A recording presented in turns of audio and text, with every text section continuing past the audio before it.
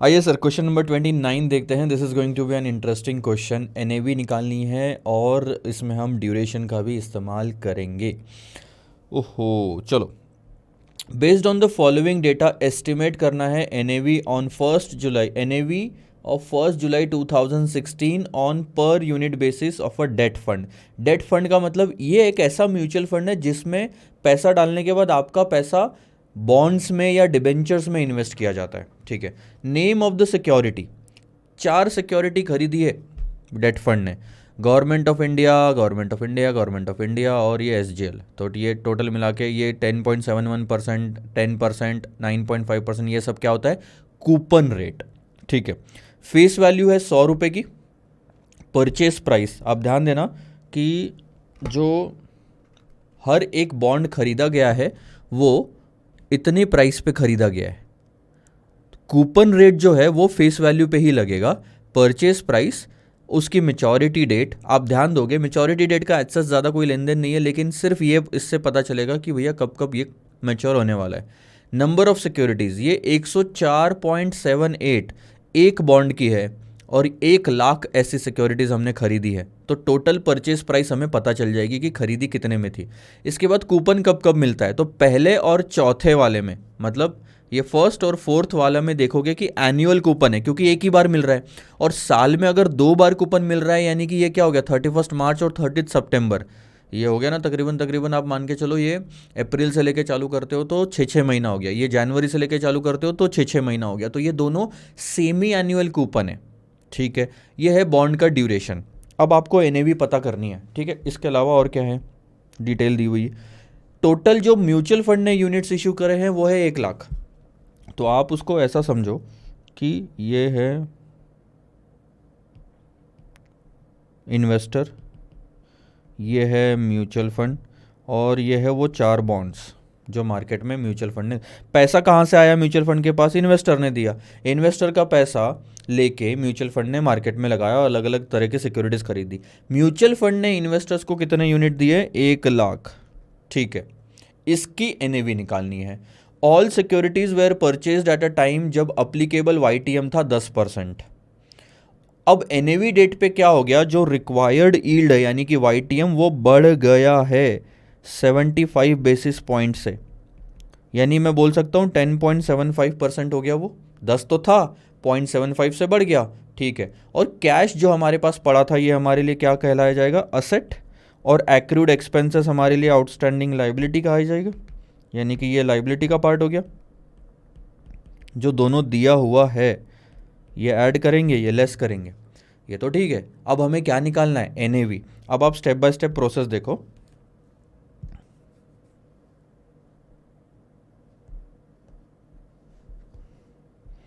हमें निकालना क्या है सर? एनएवी, जो कि और कुछ नहीं, net assets minus sorry divided by number of unit. मैं एक स्टेप आगे ही बढ़ गया था। ठीक है। हमारे पास में नंबर ऑफ यूनिट दिए हुए हैं, नेट असेट्स निकालने की ज़रूरत है सर। तो नेट असेट्स कैसे निकालोगे? सिंपल सी चीज़ है, टोटल असेट्स ले लो और टोटल लाइबिलिटीज़ ले लो। लाइबिलिटीज़ हमारे पास में सिर्फ एक है, लेकिन असेट हमारे पास में 3 है। अब आप बोलोगे सर 3 क्या? देखो बताता हूँ। सबसे पहली चीज़ तो आपकी जो इन्वेस्टमेंट है उसकी मार्केट वैल्यू, उसमें आप कैश बैलेंस को ऐड करोगे। उसमें एक और असेट है जो कहीं पे भी क्वेश्चन में नहीं दिया हुआ है और वो सिर्फ दिमाग लगाने से मिल सकता है, और यहाँ पे 90% बच्चे गलती करेंगे ही करेंगे, इसकी मेरे को श्योरिटी है। देखो, अब आपको हर चीज़ ना फ्री में ऐसे फालतू में नहीं दी होती है। 1 जुलाई 2016 को, ध्यान देना, 1 जुलाई 2016 क्या हो गया भाई, हाँ, 1 जुलाई 2016 की एनएवी निकालना है। ठीक है। तो अब आप मुझे पहला वाला बॉन्ड दिखाओ, ये वाला।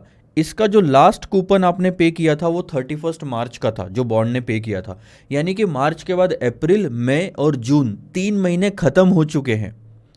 तो उन 3 महीने का इंटरेस्ट का क्या हुआ? ड्यू हुआ क्या? नहीं सर, ड्यू तो 31 मार्च को ही होगा, लेकिन एक्रू तो हो गया ना। आपको समझ आता है? 3 महीने का इंटरेस्ट आप कमा चुके हो, आप अपनी बैलेंस शीट में एंट्री मार सकते हो उस चीज की।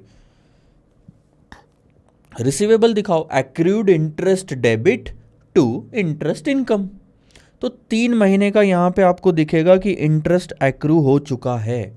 इसके अलावा दूसरा बॉन्ड ले लो, इसमें भी 3 महीने का इंटरेस्ट एक्रू हो चुका है, क्योंकि लास्ट जो इंटरेस्ट पे किया था वो था 31 मार्च को, और उसके बाद से 3 महीने खत्म हो गए। आज 1 जुलाई है। तीसरा बॉन्ड ले लो, इसमें नहीं हुआ क्योंकि अभी अभी 30 जून को, यानी कल, आज 1 जुलाई है तो कल 30 जून थी, तो 30 जून को ही इंटरेस्ट पेमेंट हुआ। इसमें भी 30 जून को इंटरेस्ट पेमेंट हुआ, तो दोनों केस में एक्रूड इंटरेस्ट कुछ भी नहीं है, लेकिन पहले दोनों केस में एक्रूड इंटरेस्ट है। तो एक्रूड इंटरेस्ट हमारा असेट बनता है सर। हाँ, भले ही लेना नहीं बनता आज की डेट में, वो हम लेंगे 31 मार्च को ही, लेकिन एक्रूअल की एंट्री हम डाल सकते हैं। तो ये चीज़ हो जाएगी हमारी एक्रूड इंटरेस्ट। इसका कैलकुलेशन करना पड़ेगा। और ये आउटस्टैंडिंग लाइबिलिटी। अब और एक चीज़ ध्यान दो, आपको इसमें से 2 फिगर पता है, कैश और आउटस्टैंडिंग लाइबिलिटी। सबसे पहले आसान वाला पार्ट खत्म कर लेते हैं, वो है एक्रूड इंटरेस्ट। ध्यान देना, 3 महीने का ही तो निकालना है। इंटरेस्ट कैसे निकालते हो? पहले वाले बॉन्ड का आप क्या करोगे? फॉर्मूला बहुत सिंपल है, फेस वैल्यू पे कूपन रेट लगाओ, फिर उसको नंबर ऑफ बॉन्ड से मल्टीप्लाई कर दो। जितने भी आप बॉन्ड या डिबेंचर या सिक्योरिटीज़ आपने खरीदी है, तो आपका पूरे साल भर का इंटरेस्ट आ जाएगा, मल्टीप्लाइड बाय 3/12 कर देना, तो आपका सिर्फ उतने टाइम का इंटरेस्ट आ जाएगा। ठीक है, 3 महीने का। तो ये सबसे पहले वाले केस में अप्लाई करता हूँ। फेस वैल्यू आप देखोगे 100 रुपये की है, कूपन रेट है 10.71% और 1 लाख सिक्योरिटीज़ खरीदी है। तो 100 रुपये इंटू 10.71 इंटू 1 लाख इंटू 3/12, ये अमाउंट आ जाएगी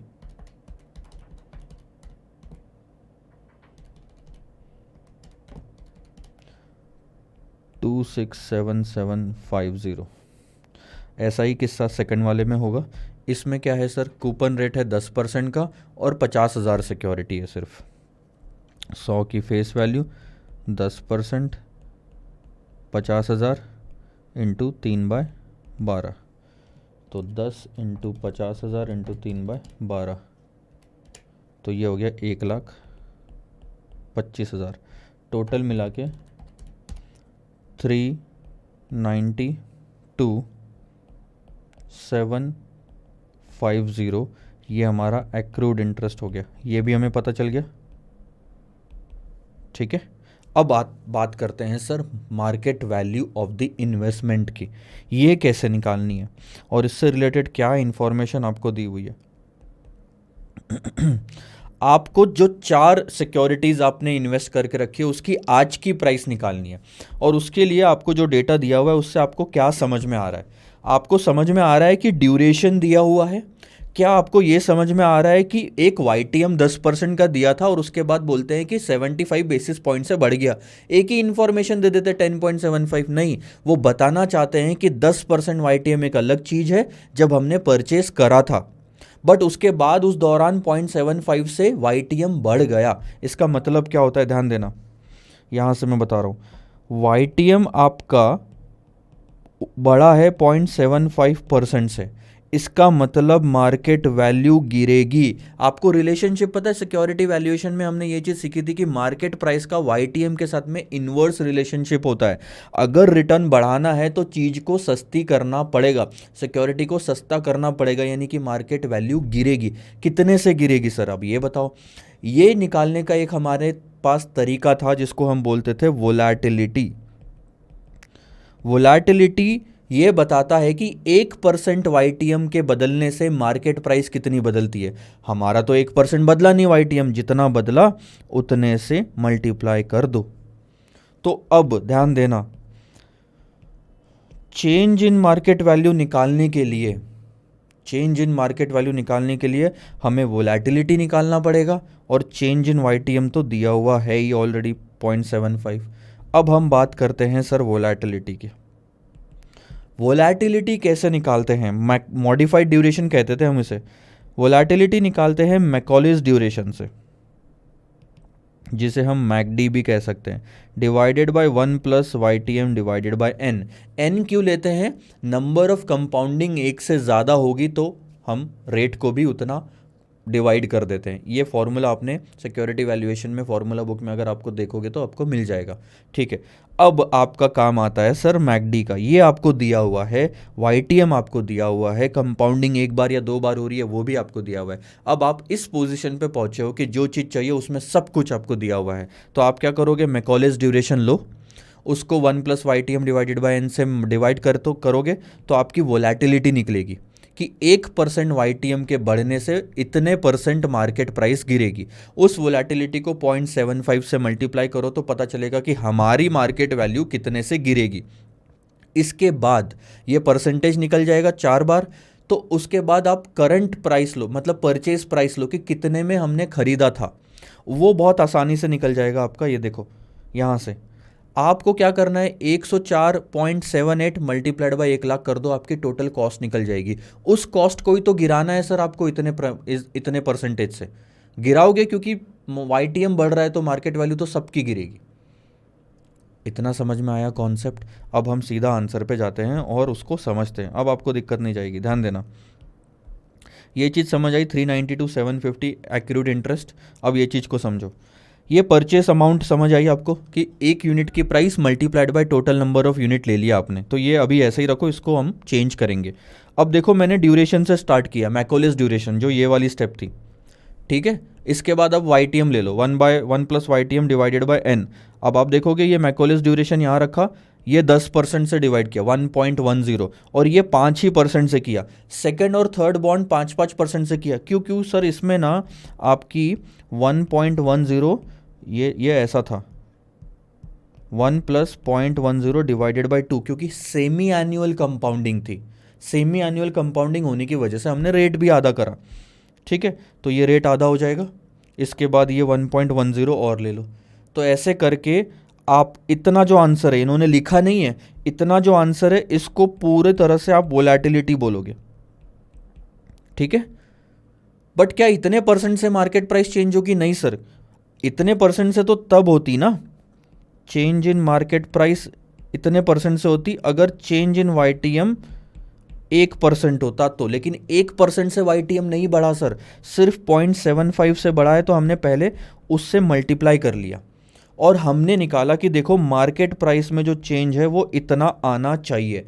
ये जो है 5.011, 3.63, 3.1, 4.4, इतना मार्केट प्राइस गिरेगी। और मार्केट वैल्यू है कहाँ इतनी आपकी? ये रही आपकी जो परचेस की अमाउंट है या कॉस्ट बोलो, वो आपकी इतने परसेंट से गिरेगी। तो सीधा 1,04,78,000 को 5.011 से माइनस भी कर दोगे तो सीधा ये अमाउंट आ जाएगी। नहीं मल्टीप्लाई करोगे तो आपकी ये अमाउंट भी ठीक ही है, उसमें से माइनस कर देना। तो पहले आपने निकाल लिया कितने से मार्केट वैल्यू गिरेगी, और फिर परचेस वाली अमाउंट में से वो गिरने वाली वैल्यू माइनस करी, तो करंट मार्केट वैल्यू आ गई आपकी। और यही तो चाहिए था। देखो आपको आपका पर्पस सॉल्व होना चाहिए, यही तो चाहिए था। आपका पर्पस क्या है? नेट असेट्स में current value of the investment लेना है, वो ले लिया आपने, 2,03,11,503। इस तरह से ड्यूरेशन का इस्तेमाल हुआ है। आपको सारी स्टेप समझ में आई ना? मैं आपको स्टार्टिंग से बता देता हूँ सर, हमने शुरुआत करी थी इससे। ये चीज़ एनएवी निकालना है तो नेट असेट्स लेना पड़ेगा divided by number of unit. Net assets में हमारे को total assets minus total liabilities करनी है। लाइबिलिटीज़ हमको पता है, वो हम डायरेक्टली लिख लेंगे। टोटल असेट्स में 3 चीज़ आएगी मोस्टली। देखो आपको इसका भी थोड़ा बहुत अंदाज़ा लग जाएगा, लेकिन इस चीज़ का भूलने के बहुत ज़्यादा चांसेस है, और 70% बच्चे 80% बच्चे इस चीज़ को भूल जाएंगे, छोड़ देंगे, ठीक है। तो इंटरेस्ट एक्यूरेट भी समझ में आया, कैश तो दिया हुआ है, इन्वेस्टमेंट चाहिए वो भी करंट वैल्यू पे, करंट वैल्यू पे निकालना है, और हमको वाईटीएम में कुछ चेंज दिया हुआ था। इससे ही हमने कहानी की शुरुआत करी। वाईटीएम अगर इतने से बढ़ रहा है तो मार्केट वैल्यू गिरेगी। कितने से गिरेगी? Volatility into change in YTM से। तो हमने वोलैटिलिटी निकाला और फिर कहानी सारी सिंपल बन गई। ये देखो 4 चीज़ें आनी चाहिए आपके यहाँ पे। पहली चीज़ current value of the securities, दूसरी चीज़ कैश इन हैंड, तीसरी चीज़ इंटरेस्ट एक्यूरेट। ये तीनों का टोटल कर लिया तो टोटल असेट्स हो गए। चौथी चीज़ आ गई आपकी एक्सपेंडिचर एक्यूरेट, तो वो माइनस कर दिया, ठीक है। तो अब आपका आ गया आप ये नेट असेट्स, इसको आपने नंबर ऑफ यूनिट से डिवाइड किया, आपकी नेट असेट वैल्यू हाजिर है सर। आया मज़ा इस क्वेश्चन में? देखा कैसे इंस्टीट्यूट दो चैप्टर को मिक्स कर सकता है। अब आप क्या करते हो ऐसे टाइम पे? सिक्योरिटी वैल्यूएशन छोड़ के चले जाऊंगा मैं, म्यूचुअल फंड बहुत इजी है, इसे मार्क्स मिल जाएंगे। कैसे मिलेंगे? ये क्वेश्चन पूछ लिया तो कैसे सॉल्व करोगे? म्यूचुअल फंड के भी गए, सिक्योरिटी वैल्यूएशन के भी गए ऐसे टाइम पे। तो अब छोड़ो, कोई भी चैप्टर आप छोड़ के जाओगे ना तो इतना बड़ा रिस्क ले रहे हो जिसकी कोई मतलब, अब मार खाने वाले काम कर रहे हो अगर आप चैप्टर छोड़ के जा रहे हो तो। चलो ठीक है सर, आगे बढ़ते हैं। क्वेश्चन नंबर 30 काफ़ी आसान क्वेश्चन है। अब ये जो क्वेश्चन नंबर 30 है, ये क्वेश्चन इस तरह का आप ऑलरेडी कर चुके हो। कहाँ कर चुके हो ये भी मैं आपको अभी बताता हूँ। क्या है वो, रखने में थोड़ी सी गलती हो गई है, क्वेश्चन को उस जगह नहीं रखना चाहिए था, कहीं और रखना चाहिए था। तो वो क्वेश्चन है आपका, कहाँ गया रे?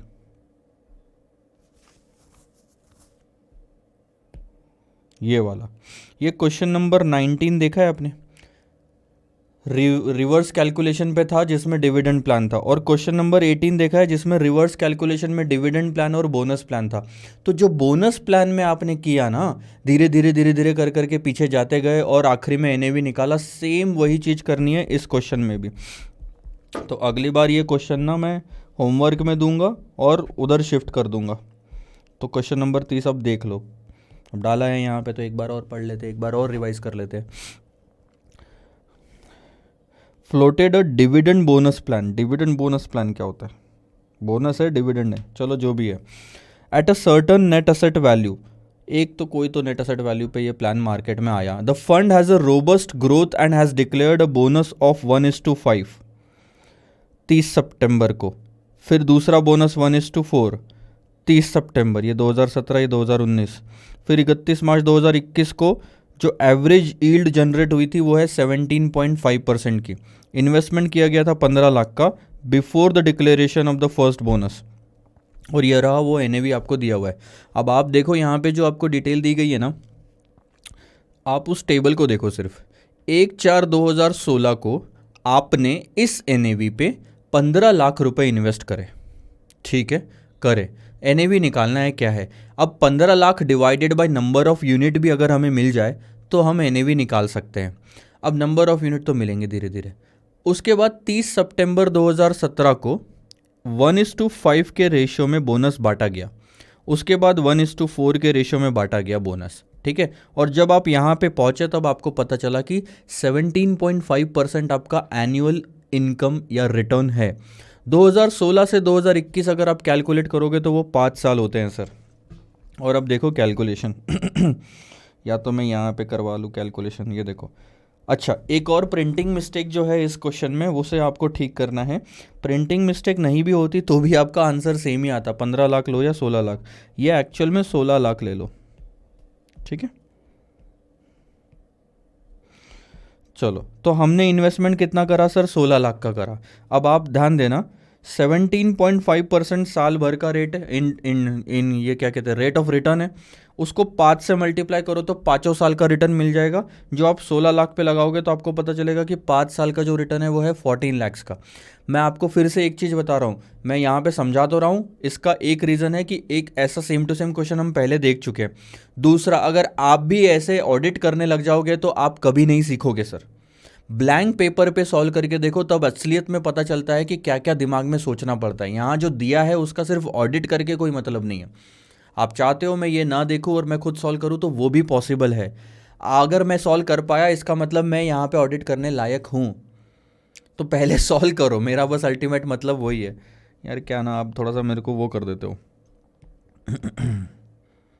ध्यान देना, ठीक है। तो थोड़ा स्टेप बाय स्टेप चलते हैं, एक आध क्वेश्चन थोड़ा बहुत टाइम लग जाएगा और क्या है। तो 7 एनुअल जो यील्ड था आपका, अब आपको फॉर्मेट पूरा वैसा लिखने की ज़रूरत नहीं है, रफ में वर्किंग कर रहे हो तो 17.5%, ठीक है। इसको आप 5 से मल्टीप्लाई करोगे तो 5 साल का आपको रिटर्न पता चल जाएगा 87.5%। अब आपकी जो इन्वेस्टमेंट की वैल्यू थी वो थी 16 लाख की। अब 16 लाख में 87.5% ऐड कर दो, आपको सेल्स वैल्यू पता चल जाएगी कि आपने जो आखिरी में यूनिट बेचे वो कितने में बेचे। टोटल मिला के 30 लाख में बेचे। ठीक है, 14 लाख की ज़रूरत नहीं है वो इनकम की। तो आपने जो आखिरी में यूनिट्स बेचे वो 30 लाख में बेचे, ठीक है, 30 लाख में आपने बेच दिए। अब आखिरी की उस दिन की हमें एनएवी पता है, अगर आपको दिख रही होगी तो उस दिन की एनएवी है 100 रुपये। इसका मतलब क्या हुआ कि हमने कितने यूनिट बेचे सर, हमारे क्लोजिंग यूनिट आ गए 30,000। अब हमको यहाँ से फॉर्मूला बनाना है, closing units is equal to opening units plus additional जो बोनस की वजह से मिला, ठीक है। अब ओपनिंग अगर x है तो बोनस कैसे कैलकुलेट करोगे, x इंटू जो भी रेशो था वो, सही बोल रहा हूँ, 4:5 तो 4:5, और ये हो गया आपका क्लोजिंग यूनिट्स। तो क्या हम इससे x का फॉर्मूला बना सकते हैं? बना सकते हैं। आप ऐसा रखना चाहो तो ऐसे भी लिख के आगे चल सकते हो। चलो ऐसा लिख के चलते हैं ताकि समझ में आएगा। 30,000 प्लस x इंटू, ध्यान देना जस्ट इसके पहले का, अभी हमें रिवर्स कैलकुलेशन करना है। यहाँ पे जो हमारे पास में यूनिट्स थे वो थे सर 30,000। 30,000 कब हुए, जब 1:4 का बोनस मिला, 1:4 का बोनस मिला। तो सॉल्व कर लो, x प्लस एक्स बाय 4, ये 4 ऊपर जाएगा, 4 इधर भी मल्टीप्लाई होगा, तो 1,20,000 इज इक्वल टू 5x आएगा, ठीक है। तो x इज इक्वल टू 24,000, ठीक है। ये आपका पहला आ गया कि ये बोनस मिलने के पहले हमारे पास 24,000 यूनिट थे, बट ये बोनस, ये 24,000 यूनिट कब हुए, जब 1:5 का बोनस मिल चुका था, उसके बाद 24 हुए, और फिर 1:4 मिला तो 30 हुए। तो अब हम 24 को भी वैसे ही कैलकुलेट कर लेंगे। यहाँ लिख देते हैं 24,000 units is equal to x plus x into 1:5 का रेशो। अब ये क्या हो गया सर, 5 से मल्टीप्लाई करोगे आप 24,000 को तो वो फिर से 1,05,000, 1:5 1:4 1:5, तो वो फिर से 1,20,000 आ गया इज इक्वल टू 6x। तो x इज इक्वल टू 20,000, ये आ गया 20,000। यानी कि हमारे पास उस दिन यहाँ पे 20,000 यूनिट्स थे, तो यही 20,000 यूनिट्स हमने यहाँ पे खरीदे होंगे। कितने में सर, 16 लाख में। तो 16 लाख डिवाइडेड बाई 20 करके देखो, 16 लाख डिवाइडेड बाई 20,000 करोगे, आपकी एनएवी आ गई, कहानी ख़त्म, क्वेश्चन ख़त्म, ठीक है। आगे बढ़े, ऐसे करके कितने भी कैलकुलेशन आप कर सकते हो। अब आएगा सबसे बढ़िया मज़ा, क्वेश्चन नंबर 31, 30, 32, 33, 34। ये 4 क्वेश्चन ऐसे हैं सर जो आपको काफ़ी मतलब दिमाग लगाने की ज़रूरत पड़ेगी। है तो क्वेश्चन छोटा, लेकिन 3 अलग अलग डेट पे एनएवीज निकालनी है इसके अंदर में, ठीक है। 31, 32, 33, 31, 32 और 33, ये तीनों आपके लिए होमवर्क है क्योंकि सिमिलर नेचर के हैं। चौथा मैं इसलिए ले रहा हूँ क्योंकि चौथे वाले में 1 पॉइंट एक्स्ट्रा है, मतलब थोड़ा चारों में अगर कोई चीज़ डिफ़िकल्ट है तो वो क्वेश्चन नंबर 34 ही है, तो मैं वो ले लेता हूँ। 31, 32, 33 अब आप करेंगे सर घर पे, ठीक है। देख लो आप, जैसे मतलब आपको यहीं से समझ में आ जाएगा। हर एक में 3-3 आंसर निकाले हुए, यहाँ पे 3 येलो मार्किंग दिखेगी, यहाँ पे भी 3 येलो मार्किंग दिखेगी, यहाँ पे भी 3 येलो मार्किंग दिखेगी, यहाँ पे भी 3 येलो मार्किंग दिखेगी। चारों क्वेश्चन सेम है। प्रैक्टिस के लिए बहुत अच्छी बात है। अगर आपके पास में टाइम कम है तो वो पुराने तीनों छोड़ दो, सिर्फ क्वेश्चन नंबर 31 को 34 को पकड़ो तो भी काम आपका हो जाएगा। आइए सर 34 पे ध्यान देते हैं और इसमें टाइमिंग मैटर करेगी। 1 जुलाई 2016 को कहानी की शुरुआत होती है। मिस्टर एक्स नाम के जो इन्वेस्टर है, इन्होंने 50,000 रुपये इनिशियल ऑफर में डाला म्यूचुअल फंड में, जब फेस वैल्यू चल रही थी 10 रुपये। अब आप उससे अंदाज़ा लगा सकते हैं कि 50,000 रुपये अगर 10 रुपये पे इन्वेस्ट किया जाए पर यूनिट, तो 5,000 यूनिट मिस्टर एक्स ने, जो कि इन्वेस्टर है, खरीदे होंगे। उसके बाद क्या होता है सर, ठीक 9 महीने बाद, जब भी कभी पता है कोई भी क्वेश्चन में 2 अलग अलग डेट दी होती है ना, तो सबसे पहले काम क्वेश्चन को पढ़ना रोक के उन 2 डेट्स के बीच में टाइम गैप कितना है वो पता कर लो। जुलाई 2016 से मार्च 2017 तक 9 महीने कंप्लीट होते हैं। तो उस ठीक 9 महीने बाद म्यूचुअल फंड ने डिविडेंड दिया 10% का। अब 10% का जो डिविडेंड दिया है, अगर आप थोड़ा सा दिमाग लगाओगे तो पहले तो स्टार्टिंग में फेस वैल्यू 10 रुपये थी। डिविडेंड की अमाउंट कैसे निकालते हैं, फेस वैल्यू को डिविडेंड के रेट से मल्टीप्लाई करते हैं, फिर हम नंबर ऑफ यूनिट से मल्टीप्लाई करते हैं। तो 10 इंटू 10% इंटू 5,000, तो हमारा डिविडेंड भी 5,000 रुपये का आता है, ठीक है सर। और तब हमने देखा कि हमारी एनुअलाइज्ड यील्ड 120% की है। यील्ड का मतलब होता है रिटर्न, यील्ड का मतलब होता है सर रिटर्न, ठीक है। तब हमारी एनुअलाइज्ड यील्ड जो है वो 120% की है, ये हमें पता चला, ठीक है। अब आपको थोड़ा सा दिमाग लगना चाहिए कि इन्वेस्टमेंट करे हुए सिर्फ 9 महीने हुए हैं और साल भर का रिटर्न कैलकुलेट करके दिया है। उन्होंने एक्चुअल में किया क्या था, 9 महीने का ही रिटर्न निकाला, उसको साल भर में कन्वर्ट करके आपको लिख के दे दिया। अब यहाँ से आगे और टाइम आ रहा है तो मैं समझता हूँ कि हमें टाइम लाइन निकाल लेनी चाहिए। This is question number 34। देखना, ये था आपका 1 जुलाई, 31 जुलाई, 1 जुलाई 2016, ये था आपका 31 मार्च 2017, ठीक है।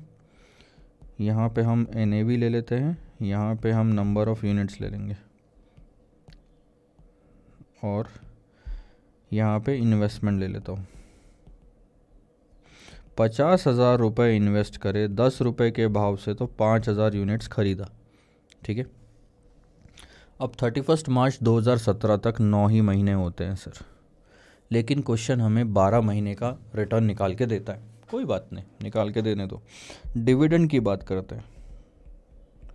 डिविडेंड हमें यहाँ पे मिला 10 रुपये पे 10% का। अगर आप पूरा डिविडेंड निकालना चाहते हो तो 5,000 यूनिट से मल्टीप्लाई कर दो, तो हर यूनिट पे 1 रुपये का हमको यहाँ पे डिविडेंड मिला था, ठीक है। हम एक काम करेंगे, इंटू 5,000, तो वो आता है सर 5,000 का ही डिविडेंड, ठीक है। यहाँ तक कहानी हो गई। अब आगे देखो। हाँ, उस दिन हमें पता चला कि हमारा रिटर्न 120% है ऑन 31 मार्च 2018। अच्छा, एक वहीं यहीं तक रुकते हैं, पहले ज़्यादा कचरा भरने के पहले यहाँ तक का क्वेश्चन सॉल्व कर लेते हैं। क्वेश्चन आपसे एक चीज़ पूछ रहा है, वो है यहाँ की NAV निकालो, ठीक है। क्या हम निकाल सकते हैं? सर निकाल सकते हैं। ये क्वेश्चन 1 में जो आपने पहला क्वेश्चन जो देखा था ना म्यूचुअल फंड में, उसी पे बेस्ड है, वैसा ही है, कुछ भी नया नहीं है। आप थोड़ा सा दिमाग लगाओगे तो देखो, annual return is equal to NAV1 minus NAV0 plus dividend plus capital gain divided by NAV0। ये तो सिर्फ होल्डिंग पीरियड रिटर्न हो गया। अब हमारा होल्डिंग पीरियड मंथ्स ले लेता हूँ और ऊपर में 12 ले लेता हूँ इंटू 100। ये क्या किया मैंने, ध्यान देना, ये तो सिर्फ उतने दिन का, उतने टाइम का रिटर्न है जितना टाइम मैंने यूनिट्स होल्ड करके रखे थे, लेकिन ये जो कि 9 महीने होता है, लेकिन जो कैलकुलेशन में या हमको क्वेश्चन में दिया हुआ है वो साल भर का रिटर्न है, तो हमें भी इस रिटर्न को साल भर में कन्वर्ट करना ज़रूरी है। तो जितने महीने का ये रिटर्न है वो नीचे रख दो, ऊपर में 12 कर दो। जैसे ही आपने यहाँ पे 9 रखोगे, आपका ये पूरा रिटर्न 1 महीने के रिटर्न में कन्वर्ट हो जाएगा। 12 से मल्टीप्लाई करते ही 12 महीने के रिटर्न में आपका ये कन्वर्ट हो जाएगा। अब देखो, और 100 से मल्टीप्लाई करते ही डेसिमल वाला पॉइंट हट जाएगा। अब मैं यहाँ लिख देता हूँ 120। NAV1 हमें पता है क्या? नहीं सर, यही तो निकालना है। -10 तो हमें पता है ना, और डिविडेंड कितना, 1 रुपये का, और कैपिटल गेन की कोई इन्फॉर्मेशन नहीं दी हुई है क्वेश्चन में, तो हम 0 रखेंगे। और ये 10 इंटू 12, कितने महीने हो गए सर इन्वेस्टमेंट करे हुए? 9 महीने हुए थे, इंटू 100। क्या है ऐसा जो अभी भी NAV नहीं निकल सकती? इस इक्वेशन में निकल सकती है, ये देखो। तो अब हम NAV निकालेंगे। 12/9 इंटू 12/9 इंटू 12/9 इंटू 100 करोगे तो 133.33 आता, तो वैसा मत करो। ठीक है, कर लेते, कोई बात नहीं।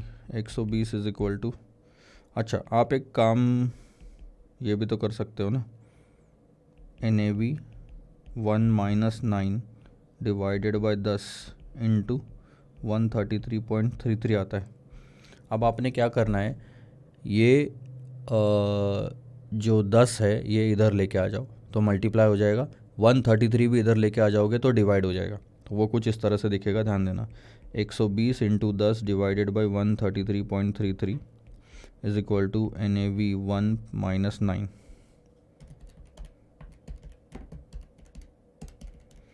तो ये भी आता है 9 is equal to NAV 1 minus 9, वो वाला 9 इधर आ जाएगा तो ऐड हो जाएगा क्योंकि उधर में माइनस है। तो हमारी NAV आ गई पहले वाली कि इस दिन की NAV कितनी थी सर, 18 रुपीज़। यहाँ जो NAV थी वो थी 18 रुपये की। क्या है, वही फॉर्मूला इस्तेमाल करा है, एक एक करके वैल्यूज़ निकाल ली। एक चीज़ का बस ध्यान देना है कि आपको हुए सिर्फ 9 महीने थे और दिया हुआ एनुअल रिटर्न था, तो इस एनुअल रिटर्न को 9 महीने के रिटर्न में कन्वर्ट करना ज़रूरी है। तो वो कन्वर्ट होगा इससे, ये वाला।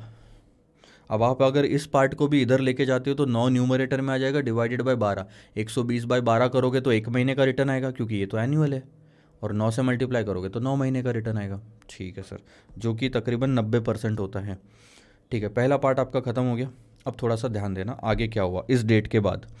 उस डेट के बाद 31 मार्च 2018 यानी कि 31 मार्च 2018 को अगर आप देखोगे किस पॉइंट पे, ठीक एक साल बाद 31 मार्च 2018 को अगर आप देखोगे तो कुछ तो हुआ।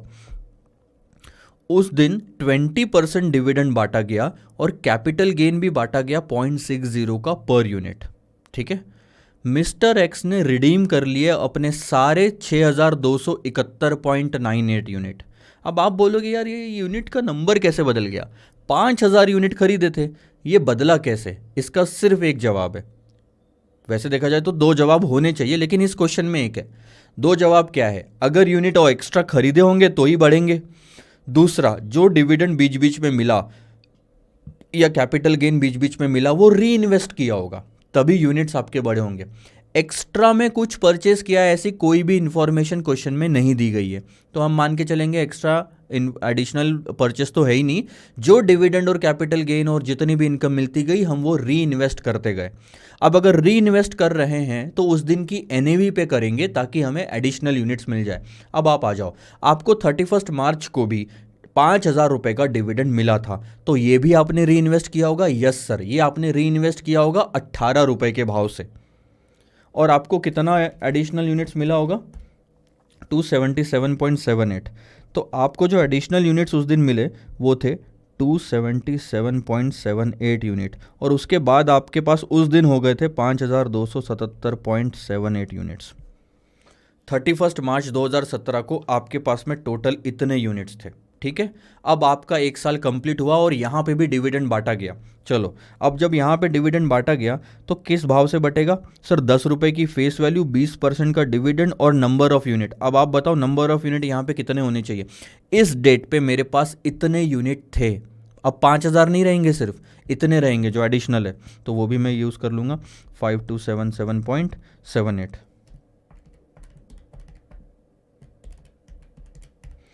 तो हमारे पास जो डिविडेंड हमको मिला उस दिन 10,555.56, ये पता चल गया। ठीक है, अब थोड़ा ध्यान देना। इसके ठीक एक साल बाद यानी कि 31 मार्च 2019 को इतने यूनिट्स उसने बेच दिए, 6271.98, 6271.98। ध्यान देना, इस डेट के पहले तक हमारे पास 5277.78 यूनिट्स थे, और अगर हमने बेचे उससे ज़्यादा है इसका मतलब और एडिशनल यूनिट्स हमें बीच में कहीं मिले होंगे, और वो सिर्फ एक ही डेट है जहाँ पे हमें डिविडेंड मिला 10,555.56 का। अच्छा, सिर्फ हमें डिविडेंड मिला क्या उस दिन? नहीं सर, हमें उस दिन कैपिटल गेन भी मिला था। तो ये मैं थोड़ा नीचे ले लेता हूँ, हमें उस दिन कैपिटल गेन भी मिला था। वो बहुत सिंपल सा कैलकुलेशन है, 5277.78 इंटू 0.60, हर यूनिट पे 60 पैसे का, यानी कि 3166.67। अब अगर आप इन दोनों की टोटल कर लो, ये जो गेन आपको मिला उस दिन,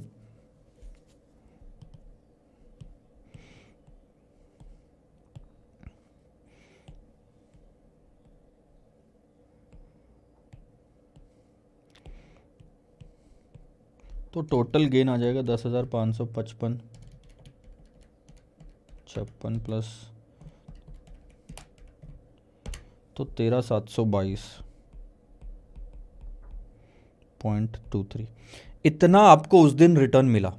ठीक है, ये आपने क्या किया होगा, उस दिन के एनएवी पे इन्वेस्ट किया होगा, बराबर। और इन्वेस्ट करके आपको यूनिट्स मिले होंगे, यूनिट्स आपको इतने मिले होंगे। क्या हम वो यूनिट्स पहले निकाल सकते हैं? Yes sir. ये यूनिट्स कितने हैं पता है? इसका और इसके बीच का डिफरेंस। तभी तो 5277 के बाद आपने जब बेचा तब 6271.98 था। तो इन दोनों के बीच का पहले तो आप डिफरेंस निकाल लो।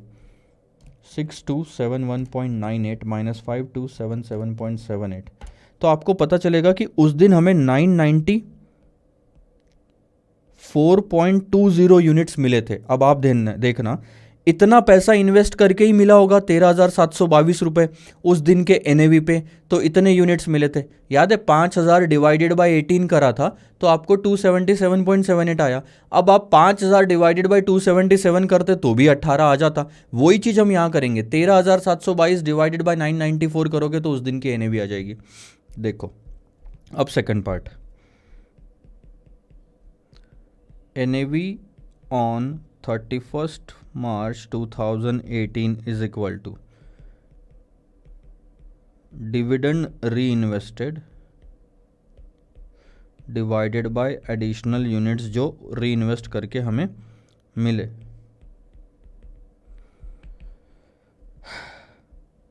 13,722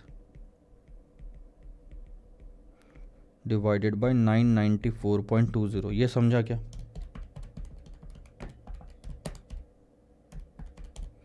यानी उस दिन की एनएवी थी 13 रुपये 80 पैसे। सिंपल सी भाषा में उस दिन की एनएवी कितनी थी सर? 13 रुपये 80 पैसे। देखो कहानी कितनी सही चलती है। पहले तो डिविडेंड को एनएवी से डिवाइड करते हैं ताकि एडिशनल यूनिट्स आ जाए। अब यहाँ पे डिविडेंड और कैपिटल गेन को एडिशनल यूनिट से डिवाइड करते हैं ताकि एनएवी आ जाए। यानी दो में से कोई भी एक चीज़ दी रही तो हम तीसरी चीज़ आसानी से निकाल सकते हैं। तो आपका पहला सवाल था यहाँ की एनएवी निकालना, दूसरा सवाल था यहाँ की एनएवी निकालना, तीसरा सवाल है सर आपको यहाँ की एनएवी निकालना है।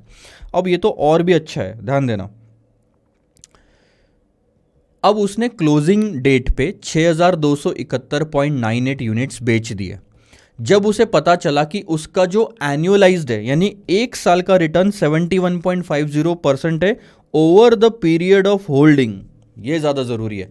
होल्डिंग कितने टाइम की हो गई है सर? यहाँ पे अगर आप नोटिस करोगे तो आपकी होल्डिंग 9 महीने, 12 महीने, 12 महीने, यानी कि जब आपने बेचा तब तक आपकी होल्डिंग का टाइम 33 महीनों का हो गया था। उस 33 मंथ्स का पूरा रिटर्न एनुअलाइज्ड कन्वर्ट करके क्वेश्चन ने आपको दिया हुआ है। जैसे 9 महीने का रिटर्न साल भर में कन्वर्ट करके दिया था, वैसे ही 33 महीनों का रिटर्न साल भर में कन्वर्ट करके दिया है। अब आपको सिर्फ यही चीज़ लगाना है और ये वाला किस्सा री इन्वेस्टमेंट वाले फॉर्मूले से सॉल्व हो जाएगा जो दूसरे क्वेश्चन में आपने देखा था म्यूचुअल फंड के। अब उन्होंने क्या बोला? Over a period of holding इतना रिटर्न है। तो अगर आप उस रिटर्न को इस्तेमाल कर रहे हो 71.50 को, इसका मतलब आपको यहाँ की डेट जब परचेस किया और जब सेल किया सिर्फ उतना ही काम का है। बीच में आपको कोई पैसा एक्चुअल में मिला ही नहीं, कोई कैश फ्लो नहीं है। देख लो 5,000 मिला था वापस इन्वेस्ट कर दिया, 13,722 मिला था वापस इन्वेस्ट कर दिया, तो बीच में तो कोई कैश फ्लो है ही नहीं। स्टार्टिंग लो एंडिंग लो, कहानी खत्म करो। इन दो डेट्स के बीच का रिटर्न 71.50% पर एनम आना चाहिए। अब देखो क्या होगा। थर्ड पार्ट, एनुअल रिटर्न, या फिर आप सिंपल निकालो होल्डिंग पीरियड रिटर्न। कैसे? 71.50 ये है 12 महीने का, तो 33 मंथ्स का कितना? और फॉर्मूला क्या होगा सर? क्योंकि हमने री इन्वेस्ट करा है, देखो यहाँ यूनिट 5,000 है, यहाँ यूनिट 6,000 है, तो हम एक यूनिट के बेसिस पे कैलकुलेशन नहीं कर सकते। यहाँ हमने पर यूनिट डेटा निकाला था क्योंकि स्टार्टिंग और एंडिंग दोनों 5-5 हज़ार के यूनिट थे, तो बेस सेम था, इसलिए एक यूनिट पे भी रिटर्न निकालते तो टोटल सेम आता, सारे यूनिट्स पे भी निकालते तो भी सेम आता। यहाँ एक यूनिट के बेसिस पे नहीं निकाल सकते, इसलिए NAV 0 मल्टीप्लाइड बाय N0 हमारे काम आएगा। ये क्या है? NAV 0। यहाँ क्या होगा? हम उसको ले लेंगे NAV 3 और ये है N3, तीसरा साल है ना, तो देखो NAV 3 मल्टीप्लाइड बाय N3, इतना पैसा आपको मिला इतना आपने इन्वेस्ट करा था, तो दोनों के बीच का difference will be the gain, और जो इन्वेस्ट करा था वो नीचे में ले लो, कहानी ख़त्म।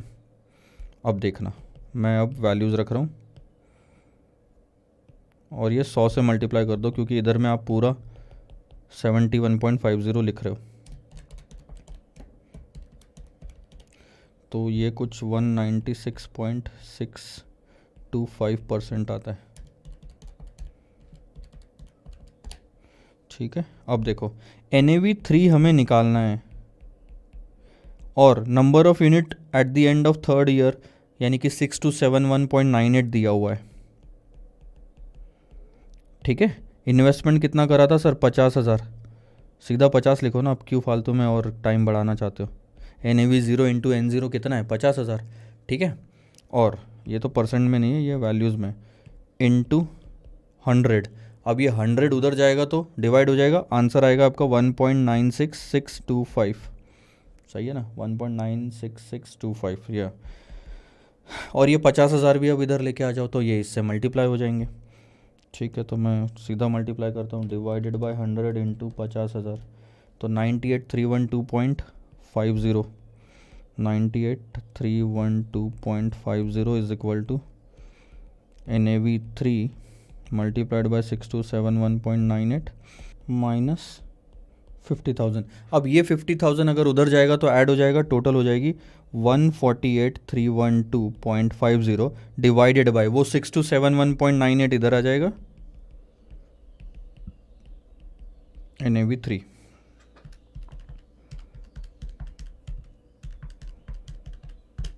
तो ये आपका NAV जो आ रहा है वो हो गया 23.65। ये आपका थर्ड NAV। ऐसे करके 3 NAV है।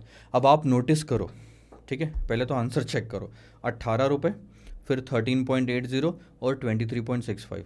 ये आपको एक झटके में फॉर्मूला लिखा हुआ है, लेकिन फॉर्मूला समझ में भी तो आना चाहिए। ये फॉर्मूला और कुछ नहीं, बीच में से ये वाली फिगर उठा ली यहाँ से, ये वाला। तो आप बोलोगे सर आप तो 5 स्टेप में करा रहे हो, इंस्टीट्यूट एक ही स्टेप में करा रहा है। ये समझ में आना चाहिए, वो समझ में आता है, और उसी चीज़ से बीच में से कोई लाइन उठा के आगे से बढ़ गए तो मतलब नहीं है ना, समझ में आना चाहिए।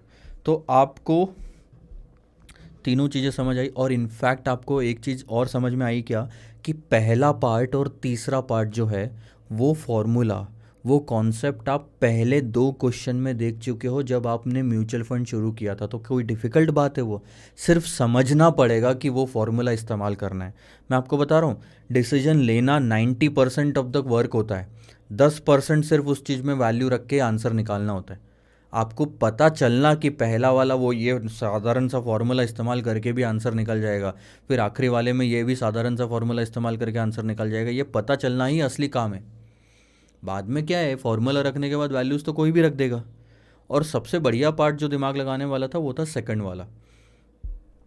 तो अब इस पे 3 क्वेश्चन और है सर, प्रैक्टिस करके देखो तब पता चलेगा। कोई भी डाउट आता है तो ज़रूर पूछना। आगे बढ़ें, क्वेश्चन नंबर 34 इसके साथ हमारा ख़त्म हुआ। क्वेश्चन नंबर 35 थोड़ा सा इंटरेस्टिंग है, एक दूसरे से लिंकिंग है। ये भी NAV कैलकुलेशन पे ही है, नेट असेट वैल्यू कैलकुलेट करना है इसमें, लेकिन अब इसमें से पोर्टफोलियो मैनेजमेंट के कॉन्सेप्ट यूज़ होंगे। अब आप जैसे बोलते हो ना कि एक चैप्टर छोड़ के चला जाता हूँ, दूसरा कर लेता हूँ, आप ये करके दिखाओ मेरे को, पोर्टफोलियो मैनेजमेंट छोड़ के म्यूचुअल फंड का ये क्वेश्चन सॉल्व करके दिखाओ। आप म्यूचुअल फंड छोड़ दोगे तो भी नहीं कर पाओगे, पोर्टफोलियो छोड़ दोगे तो भी ये क्वेश्चन नहीं कर पाओगे, तो गए 8 मार्क्स। दोनों में से एक भी चैप्टर छोड़ा तो सर यही 2 कर लेता हूँ। अरे कभी फॉरेक्स डाल दिया तो इसमें क्या कर लोगे? ध्यान देना, 2 म्यूचुअल फंड्स है, D म्यूचुअल फंड और K म्यूचुअल फंड। ठीक है, दोनों क्लोज एंडेड इक्विटी स्कीम्स है। ठीक है, दोनों की जो NAV आपको दी हुई है वो है 70.71 और 62.50। इस इक्विटी की जो NAV जो है, इसमें 2 ही चीज़ है। क्या होता है ये NAV कहाँ से आती है? नेट असेट से आती है। नेट असेट्स में क्या होता है? इन्वेस्टमेंट होता है, कैश होता है, लाइबिलिटीज़ होती है। इस क्वेश्चन में लाइबिलिटी नहीं है। इस क्वेश्चन में सिर्फ 2 चीज़ है सर, एक तो इक्विटी इन्वेस्टमेंट और दूसरा कैश बैलेंस, है ना। नेट असेट्स आप ऐसे ही निकालते थे, इक्विटी का जितना भी इन्वेस्टमेंट कर रखा है उसकी करंट वैल्यू ले ली, कैश बैलेंस ले लिया, टोटल कर लिया, नेट असेट्स आ गए, लाइबिलिटी है नहीं। ठीक है, और फिर नंबर ऑफ यूनिट से डिवाइड कर दिया। वैसे ही ठीक है, तो 70 रुपये 71 पैसे में 99% इक्विटी है, बैलेंस कैश है। 62 रुपीज़ 50 पैसे में 96% इक्विटी है, बैलेंस कैश है। तो एक काम करते हैं, आगे बढ़ने के पहले इसका बाइफर्केशन कर लेते हैं, जिसे हम डीकम्पोजिशन कहेंगे। ये देखो, 70 रुपये 71 पैसे का 99% निकाला तो 70 रुपये आया, बाकी का बचा कुचा कैश एलिमेंट। 62 का 96% किया तो 60 रुपीज़ आया, बाकी का बचा कुचा कैश एलिमेंट। यानी हमें ये दो चीज़ें पता चल गई।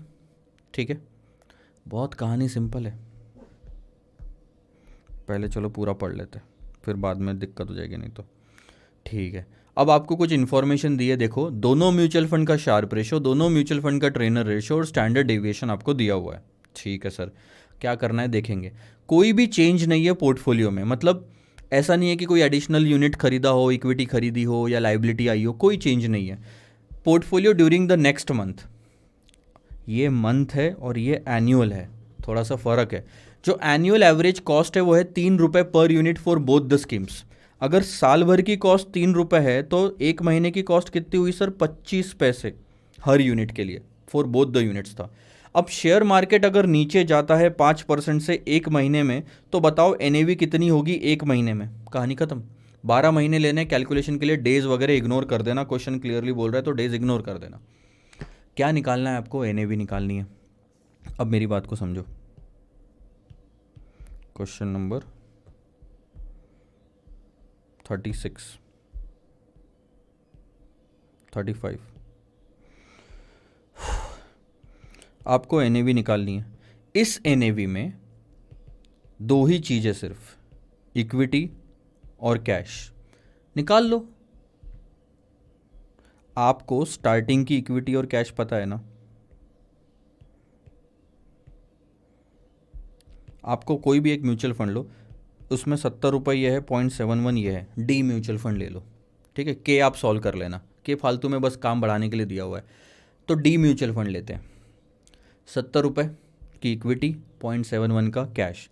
क्वेश्चन में क्लियरली लिखा हुआ है कि हमने जो खर्चा उठाया है एक महीने का वो है 25 पैसे। 3 रुपये साल भर का, तो 25 पैसे क्या हो गया? एक महीने का। तो हमारा कैश बैलेंस तो यहीं पे निकल गया, इसके अलावा कोई और इन्फॉर्मेशन है ही नहीं क्वेश्चन में, तो 0.46 आ गया। अब हमें सिर्फ इक्विटी निकालना है। इक्विटी यहाँ पे कितनी होगी, और इसके लिए क्वेश्चन में मार्केट के बारे में इंफॉर्मेशन दी गई है। मार्केट अगर 5% से नीचे गया तो इक्विटी में क्या चेंज आएगा, ये कौन सा कॉन्सेप्ट बताता है? बीटा। ठीक है, तो अब देखो यहां से क्या होता है, इक्विटी कैसे निकालेंगे हम। इक्विटी निकालने के लिए आपको बीटा निकालना जरूरी है। अच्छा, नई इक्विटी निकालने के लिए हमें चेंज इन इक्विटी पता करनी है। चेंज इन इक्विटी कैसे निकालोगे sir? Change in market multiplied by beta.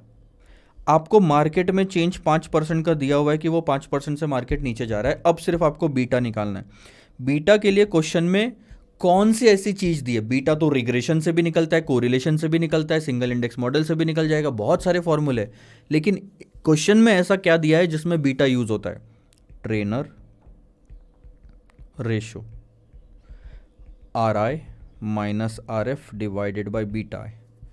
अब आप अगर ध्यान दोगे तो ट्रेनर रेशो आपको दिया हुआ है, आपको बीटा निकालने के लिए सिर्फ एक और इंफॉर्मेशन की जरूरत है, वो है RI माइनस RF। ठीक है, क्या लगता है आपको ट्रेनर रेशो छोड़ के RI माइनस RF और कहां आता है? शार्प एज रेशो में, RI minus RF divided by standard deviation of I। अब आपको क्वेश्चन में शार्प रेशो दिया है, स्टैंडर्ड डेविएशन भी दिया हुआ है। यहां से सर कहानी की शुरुआत होगी। पहले स्टेप, इसकी मदद से आप RI माइनस RF निकालोगे, उसको यहां रखोगे, उसकी मदद से बीटा निकालोगे। ठीक है, और बीटा को आप यहां रखोगे, इसकी मदद से आप चेंज इन इक्विटी निकालोगे और उतना ही परसेंट 70 में से आप कम कर दोगे। कम क्यों करोगे? मार्केट नीचे जा रहा है, बीटा पॉजिटिव है तो इक्विटी भी नीचे जाएगा। ठीक है, एक करके देखते हैं, आ जाओ। 11.25 है हमारा स्टैंडर्ड डेविएशन और शार्प रेशो है 2 डी म्यूचुअल फंड का। यह है 2 RI माइनस RF 11.5। यानी कि हमारा are I minus R F कितना आया सर, 11.5 इंटू 2, ये हो गया 23%। ये 23% आप इस फॉर्मूले में रखो। तो ट्रेनर रेशो कितना दिया है हमको, 15, ध्यान देना 15 ट्रेनर रेशो है, 23% are I minus R F है, और ये बीटा, तो हमारा बीटा आ जाएगा 23 डिवाइडेड बाई 15, 1.533। सही है गलत है, 11.25, यही बोल रहा हूँ ना, देखो कहीं ना कहीं तो गलती पकड़ी जाती है। ये 11.25 था, तो ये 22.50 आएगा, 22.50। तो आपका बीटा आ गया 1.5। अब इस बीटा को उठाओ और यहाँ रखो, मल्टीप्लाइड बाय 1.5। तो क्या आपको पता चल रहा है कि 7.5% से इक्विटी गिरेगा? समझ आ रहा है?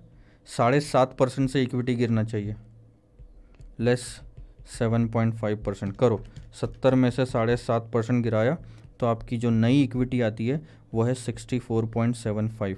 तो क्लोजिंग में आपको इक्विटी भी पता है, कैश भी पता है, तो आपका नया NAV आ गया 65.21। कर लो मैच होना चाहिए 65.21। ये रहा, करा ना। स्टेप बाय स्टेप देखो क्या हुआ।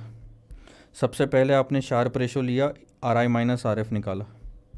ये are I minus R F का इस्तेमाल करके आपने बीटा निकाला।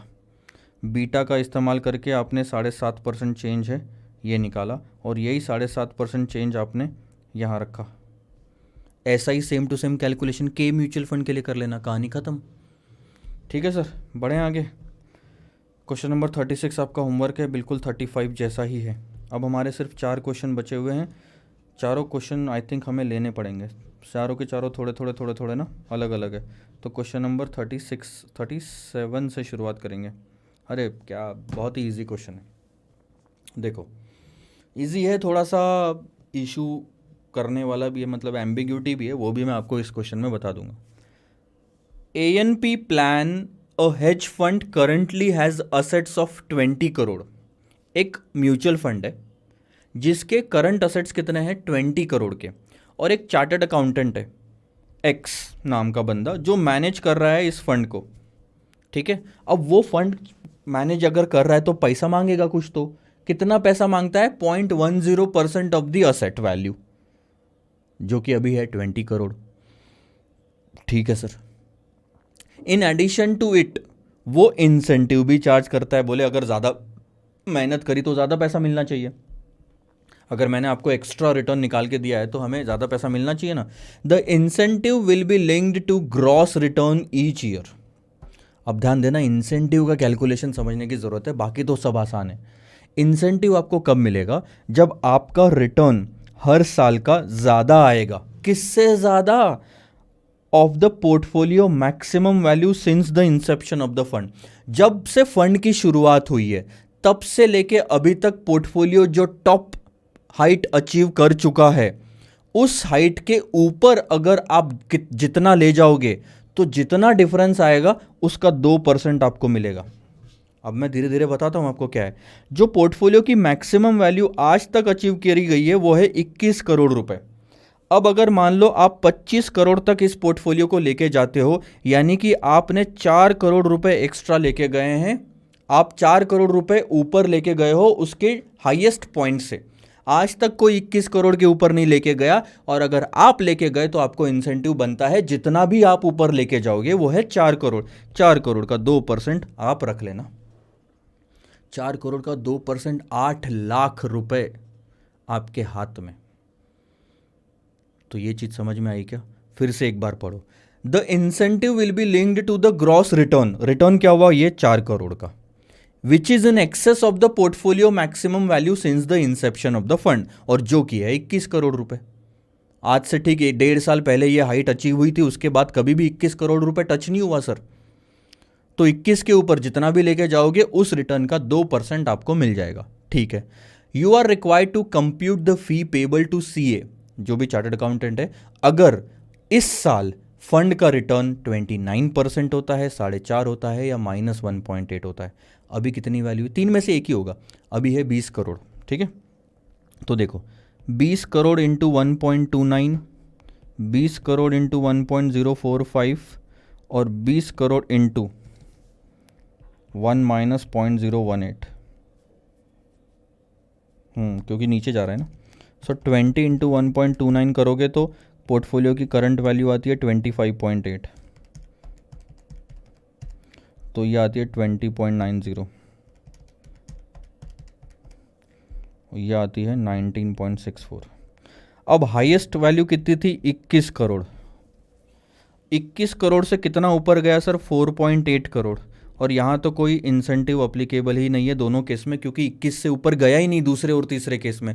तो कुछ भी इंसेंटिव मिलेगा क्या? नहीं मिलेगा सर। इंसेंटिव सिर्फ यहाँ पे मिलेगा 2% का, वो आ गया 0.096 करोड़। यहाँ कोई इंसेंटिव नहीं, यहाँ कोई इंसेंटिव नहीं। ये तो सिर्फ इंसेंटिव की बात हो गई। क्वेश्चन बोलता है कि यार फिक्स्ड फी भी लेता है वो 0.10% ऑफ द एसेट वैल्यू, जो कि है 20 करोड़। अब 0.10% 20 करोड़ का निकालो तो वो आता है 2 लाख रुपए, plus plus plus 0.10% of 20 crore, यानी कि 0.02, 0.02, 0.02, ये हो गया आपका 0.116, 0.02, 0.02। ये फाइनल आंसर है। 11,60,000, 2 लाख और 2 लाख। 11,60,000, 2 लाख और 2 लाख, कहानी खत्म। अब आपका सिर्फ एक क्वेश्चन यहाँ पे आएगा, मुझे जो लगता है कि सर 0.10% 20 करोड़ का कैलकुलेट होगा कि करंट पोर्टफोलियो वैल्यू का कैलकुलेट होगा, जो कि है ये। अब मेरा लॉजिक तो सिर्फ सिंपल सी बात है, यही कहता है कि इसका 0.10% कैलकुलेट होना चाहिए। कभी भी जो फीस मिलती है वो करंट वैल्यू की मिलती है पोर्टफोलियो की, पुरानी वैल्यू की पोर्टफोलियो की नहीं मिलेगी 0.10%। तो करंट वैल्यू का जो भी होगा उसका 0.10% दिया जाएगा। तो 1 साल कंप्लीट होने दो, जो भी वैल्यू आएगी उसका 0.10% उठा के आप लेके जाना। अगला साल कंप्लीट होने दो, जो भी वैल्यू आएगी उसका ले जाना। अब आप मुझे एक चीज़ बताओ, अगर ये 20 करोड़ तो उसने स्टार्ट करा यहाँ से, अगर मान लो 15 करोड़ वो नुकसान में चले जाता, 5 ही करोड़ रुपए 1 साल बाद वैल्यू होती, ये इतने की जगह पे सिर्फ 5 करोड़ लिखा होता, तो भी आप उस पे उसको 20 करोड़ पे 0.10% देते। क्या लॉजिक बैठ रहा है? 1 साल बाद अगर पोर्टफोलियो की वैल्यू 5 करोड़ रुपए हो गई तो भी आप उसे 20 करोड़ पे दोगे क्या? 0.10% नहीं दोगे सर। इसीलिए टू दैट एक्सटेंट मुझे आंसर गलत लगता है। बट इंस्टीट्यूट ने हर जगह पे फिक्स्ड फी 2 लाख की फिक्स कर दी है हर जगह पे, यानी कि 20 करोड़ पे 0.10% निकाला है। तो अब करना क्या सर? प्रैक्टिकल अप्रोच के लिए ये चीज़ ध्यान में रखो कि करंट वैल्यू पे मिलेगा, और एग्जाम पॉइंट ऑफ व्यू से जब तक इंस्टीट्यूट यह आंसर ठीक नहीं कर देता तब तक आपको भी ऐसे ही लेके चलना है। आपको ज़्यादा डाउट आता है तो दोनों आंसर निकाल लेना एग्जाम में, but exam point of view से और इसको थोड़ा सा तो समझ के चलना पड़ेगा, इतनी एम्बिग्यूटी है सर। अब इंस्टीट्यूट तक पहुंचाए कोई, इंस्टीट्यूट का सही में दिमाग लगे और अगले बार ये ठीक करे, तब तक तो हमारे पास टाइम नहीं है, हमें तो अगले मई नवंबर में क्लियर करना है। तो ये चीज़ का हमेशा ध्यान रखना, ठीक है। बाकी तो वही सब कैलकुलेशन है जो मैंने आपको अभी बताया। क्वेश्चन नंबर 37 सर हमारा इसके साथ ख़त्म हुआ। 38 एक्चुअल में देखा जाए ना तो म्यूचुअल फंड का क्वेश्चन है ही नहीं, वो है आपका सिक्योरिटी वैल्यूएशन का क्वेश्चन। पढ़ने के बाद में पता चलेगा, बस उसमें थोड़ा म्यूचुअल फंड नाम यूज़ किया हुआ है इसलिए यहाँ आ गया। एक्चुअल में देखा जाए तो वो जाना चाहिए, शिफ्ट होना चाहिए सिक्योरिटी वैल्यूएशन में, ठीक है। देखेंगे, आ जाओ क्वेश्चन पढ़ते हैं sir. Bluetooth mutual fund plan कर रहा है कि वो एक फिक्स्ड इनकम फंड लेके आएगा मार्केट में, और वो 100 करोड़ रुपए उठाना चाहता है उससे। 1 जनवरी 2015 को 7 साल के लिए रहेगा, ठीक है। उसका जो टारगेट ड्यूरेशन है, ध्यान देना मेरी बात पे, ड्यूरेशन वो होगा 5.5 ईयर्स का। 7 साल की तो उसकी एक्सपायरी वैल्यू टाइम मान लो, उसके बाद शायद बंद कर दे सबको रिडीम करके पैसा, बट ड्यूरेशन है 5 साल 6 महीने का। And has expected rate of return of 8%। Return को क्या बोलेंगे सर हम? YTM, ठीक है। Then determine the amount of interest it has to earn annually. साल भर में उसे कितना कमाना पड़ेगा के on its investment after deferring मतलब paying management expenses of 0.10% of amount of income earned. जितना भी कमाया जाएगा मार्केट में इन्वेस्टमेंट करके, उसमें से 10% तो रिकरिंग एक्सपेंसेस हो जाएंगे सर ये, और उसके बाद इन्वेस्टर को 8% रिटर्न पहुंचाना है। ये वैसा सा ही क्वेश्चन है लेकिन थोड़ा अलग तरीके से सॉल्व होगा। इसमें म्यूचुअल फंड का रिटर्न निकालना है, लेकिन हमें इस चीज़ को भी ध्यान में रखना है कि 100 करोड़ रुपए पे हम कितना कमाएं। अब 100 करोड़ रुपए कोई फेस वैल्यू माने तो हमें एक्चुअल में देखा जाए तो कूपन रेट निकालना है। और अगर आप ड्यूरेशन का फॉर्मूला लोगे, मैकॉलेस ड्यूरेशन, तो 3 तरह के फॉर्मूले हुआ करते थे मैकॉलेस ड्यूरेशन के। मैं आपको यहाँ पे लिख के देता हूँ। पहला formula summation of weight into year, weight लेते थे प्रेजेंट वैल्यू का और फिर ईयर से मल्टीप्लाई करते थे। दूसरा summation of present value into year divided by summation of present value, जो कि इस क्वेश्चन में इस्तेमाल किया गया है। और तीसरा अगर याद होगा तो बड़ा वाला फॉर्मूला था 1 + YTM divided by YTM minus so and so, जो कि मैं अब इस्तेमाल करके दिखाऊंगा। इसमें और कुछ नहीं करना, आपको एक तरह से कूपन रेट निकालना है। एक ऐसा क्वेश्चन आप सिक्योरिटी वैल्यूएशन में कर चुके हो। आप कूपन रेट को, जो कूपन अमाउंट है उसको ले लो x और फिर कहानी शुरू कर दो। कूपन अमाउंट को ले लिया x, 7 साल तक आपको कूपन अमाउंट मिलती जाएगी 100 रुपये पे, 100 करोड़ बोलो, 100 रुपये बोलो, और 7वें साल में 2021 100 वापस मिल जाएंगे आपको। अब आपने 8% से डिस्काउंटिंग रेट लिया और आप मल्टीप्लाई करते गए तो ये 0.926x 0.7857x ऐसा ले लिया, तो ये आ गई टोटल। ये क्या है sir? Summation of present value. अब आपने इसी को ईयर से मल्टीप्लाई करा। ये ईयर, अब 15 से तो मल्टीप्लाई नहीं करोगे, ये पहला साल है तो 1 से मल्टीप्लाई करोगे, इसलिए उन्होंने अलग से कॉलम लिखा। इसको ईयर से मल्टीप्लाई करो तो ये आ जाएगा summation of present value into year, और आप उस फॉर्मूले में रख दो तो आपका ड्यूरेशन आ जाएगा। ये है summation of present value into year, ये है summation of present value is equal to 5.5। ऐसे करोगे तो एक्स की वैल्यू निकल जाएगी, कहानी खत्म। इसके अलावा एक और मेथड है जो अब मैं करके दिखा रहा हूँ। क्वेश्चन नंबर 38, आपको याद होगा ये formula, duration is equal to 1 + YTM divided by YTM minus 1 + YTM plus time बाहर आ जाएगा coupon minus YTM divided by, यहाँ कूपन बाहर आता है 1 + YTM to the power t minus 1 + YTM। अब फॉर्मूले से सॉल्व करने का एक आसान एक फ़ायदा बताता हूँ। एक फ़ायदा एक नुकसान दोनों है। फॉर्मूले से सॉल्व करने में दिमाग को ज़्यादा टेंशन नहीं रहती, टाइम और बचता है आपका। ये सारे कैलकुलेशन करने में आपको बहुत टाइम लगेगा, ये पूरा टेबल बनाने में। आप करके देख लो, आप 2 लोगों को बिठाना या फिर आप खुद ही पहले तो ये ऐसे पूरा लिख के देखो, टाइमर लगा के यहाँ तक पहुँच के, और फिर एक ऐसा भी करके देखो, आपको टाइम का फ़र्क समझ में आएगा। और इस चीज़ को अंडर एस्टिमेट मत करो, एग्ज़ाम में टाइम सबसे ज़्यादा इंपॉर्टेंट होता है। चलो सर देखो, ये है 5.5, 1.08 YTM divided bye 0.08 minus 1.08 plus time कितना है हमारे पास? 7 साल। कूपन हमें नहीं पता, 0.08 का टाइम है। देखो अब कूपन हमें नहीं पता, 1.08 टू द पावर 7 साल कर दो माइनस 1 प्लस 0.08। ठीक है, अब ध्यान देना, 1.08 डिवाइडेड बाई 0.08, ये हो गया 13.50। ठीक है, आगे सॉल्व करते हैं। 1.08 प्लस 7C माइनस 0.56, 7 × 8 56। ये वाला भी सॉल्व कर लो, 1.08 इंटू 2 3 4 5 6 7 माइनस 1, तो ये आता है 0.7138C plus 0.08 is equal to 5.5। अब बस आपको ये इक्वेशन सॉल्व करना है। 13.5 को इधर लेके आ जाओगे तो निगेटिव में आ जाएगा, ध्यान देना, ये निगेटिव में आ जाएगा और ये निगेटिविटी और इधर की निगेटिविटी दोनों हट जाएगी। तो सीधा सीधा लिखूँ मैं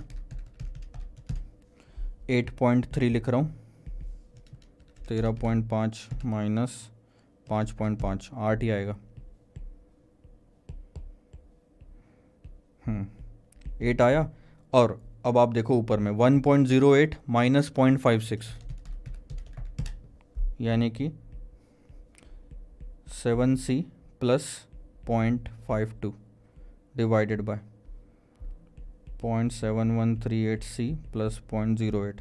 अब ये डिनोमिनेटर को इधर ले लो, नेगेटिव साइन हट जाएगा, ये तो समझ में आया ना, क्योंकि इधर भी नेगेटिव था इधर भी नेगेटिव था। ठीक है, डिनोमिनेटर को अब इधर ले लो, 8 से मल्टीप्लाई कर दो, तो ये आ गया 5.7104C plus 0.64, 8 into 8 is equal to 7C plus 0.52। अब C वाले पार्ट इधर ले लो, तो C वाला ये 5 वाला उधर भेज दो। तो 0.64 में से 0.52 माइनस हुआ तो ये आ गया 0.12। 7 में से 5.7104 माइनस कर दो तो आ गया 1.2896 C। ये आ गया C 0.12 डिवाइडेड बाई 1.2896, 9.31%, क्योंकि ये वाले सारे आंसर परसेंट में आते। आपका कूपन रेट 9.31% होना चाहिए। ये है आपका कूपन रेट 9.31%।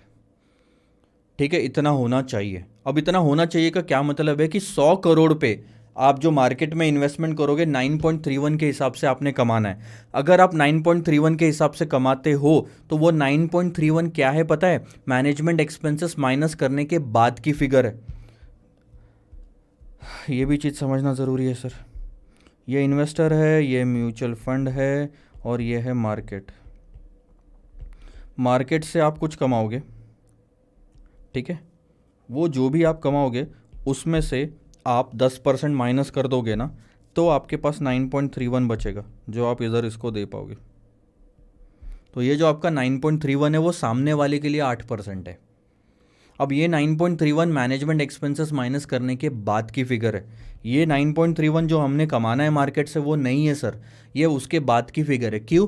क्योंकि ये 9.31 कहाँ से आया? 8% से डिस्काउंट करने के बाद आया, यानी कि इसके एंगल से निकला हुआ फिगर है। और इसको तो सिर्फ तभी मिलेगा जब मैनेजमेंट का सारा खर्चा माइनस हो जाता है। आप ध्यान देखो, ये 9.31 इसका रिटर्न है, इन्वेस्टर का, म्यूचुअल फंड का रिटर्न नहीं है। म्यूचुअल का फंड का रिटर्न कितना होना चाहिए? दो चीज, खुद के खर्चे और इन्वेस्टर के खर्चे। और आपने जिस 8% से डिस्काउंट करा वो इन्वेस्टर का था, तो 9.31 भी है इन्वेस्टर का। ये 9.31 100 करोड़ पे म्यूचुअल फंड के अमाउंट पे कमाने वाली वैल्यू है, जो इन्वेस्टर के लिए 8% का काम करेगी। ठीक है सर, तो अब क्या हो गया? ये तो बात हो गई कि ये पोस्ट मैनेजमेंट एक्सपेंसेस है, और मैनेजमेंट एक्सपेंसेस 10% के थे। ध्यान देना, टोटल रिटर्न पे 10% माइनस कर दोगे। देखो, 100 रुपये के रिटर्न में से 10 रुपये माइनस कर दोगे तो 90 बचेंगे। तो ये है वो 9.31। तो 9.31 को 90% से डिवाइड कर दोगे तो आपको 100% वाली फिगर पता चल जाएगी, जो कि आती है 10.34। 9.31 को 90% से डिवाइड कर दो, आपकी 10.34 आएगी। इसका मतलब क्या है कि म्यूचुअल फंड को 10.34% कमाना पड़ेगा, जिसमें से 1.034% आपके मैनेजमेंट के खर्चे हो जाएंगे।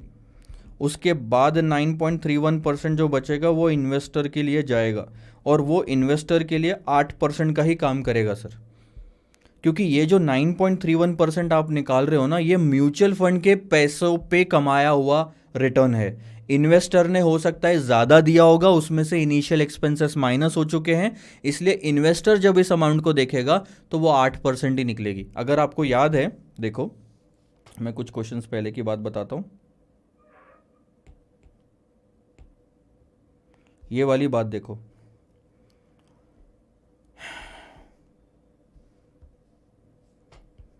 मैं इतना आंसर निकालता हूँ सबसे पहले, 16 डिवाइडेड बाई 0.945।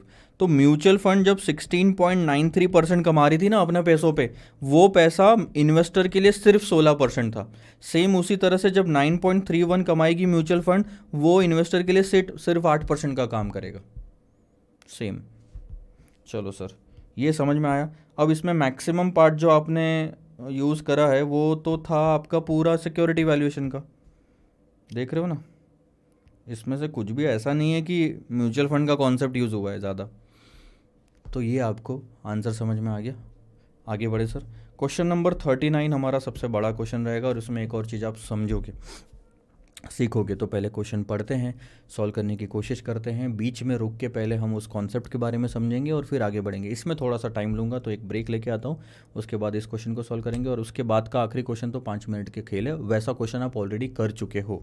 तो ठीक है, क्वेश्चन नंबर 39 हम लेते हैं एक ब्रेक के बाद सर। सेकंड लास्ट क्वेश्चन है हमारा। Welcome back after the break. Question पढ़ते हैं और देखते हैं क्या क्या चीज़ें दी हुई है।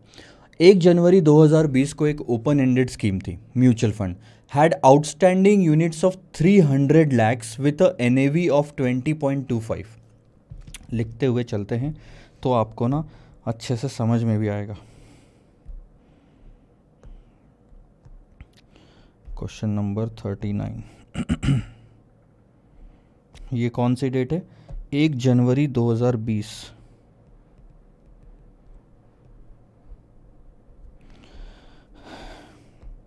अब यहाँ पे हमारे नंबर ऑफ यूनिट्स कितने थे? 300 लाख।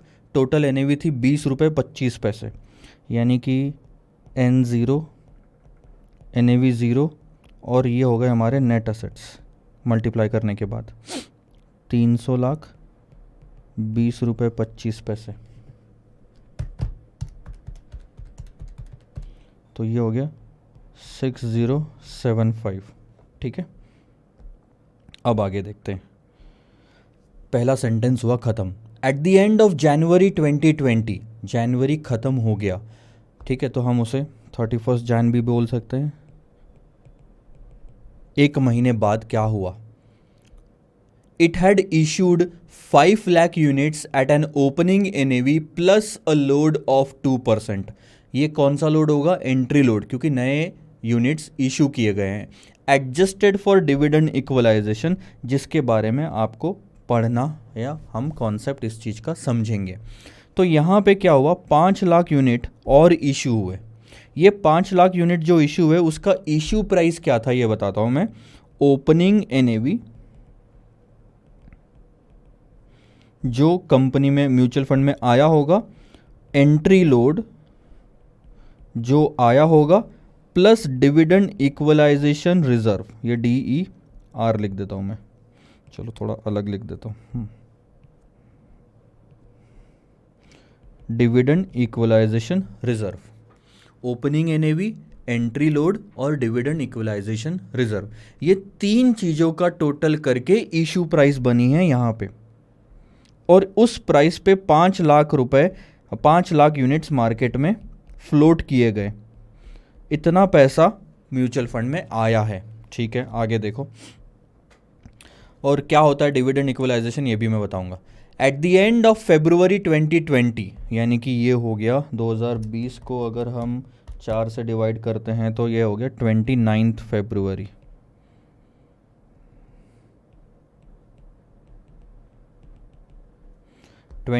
फरवरी को क्या हुआ? At the end of 29 February it had repurchased 2,50,000 units हमने और वापस ले लिए, रीपरचेस्ड। ठीक है, तो 300 से 305 लाख हुए थे, अब वापस 302,50,000 हो गए।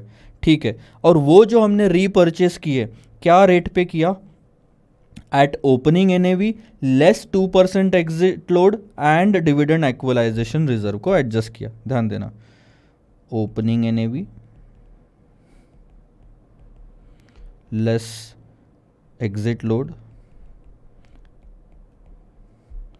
और डिविडेंड इक्वलाइजेशन रिजर्व, ये भी हमारे जेब से जाएगा। अच्छा, अब अगर ऐसा ध्यान दोगे तो एंट्री लोड ऐड करोगे, डिविडेंड इक्वलाइजेशन रिजर्व भी ऐड करोगे, लेकिन एग्जिट लोड माइनस करोगे, डिविडेंड इक्वलाइजेशन रिजर्व ऐड करोगे।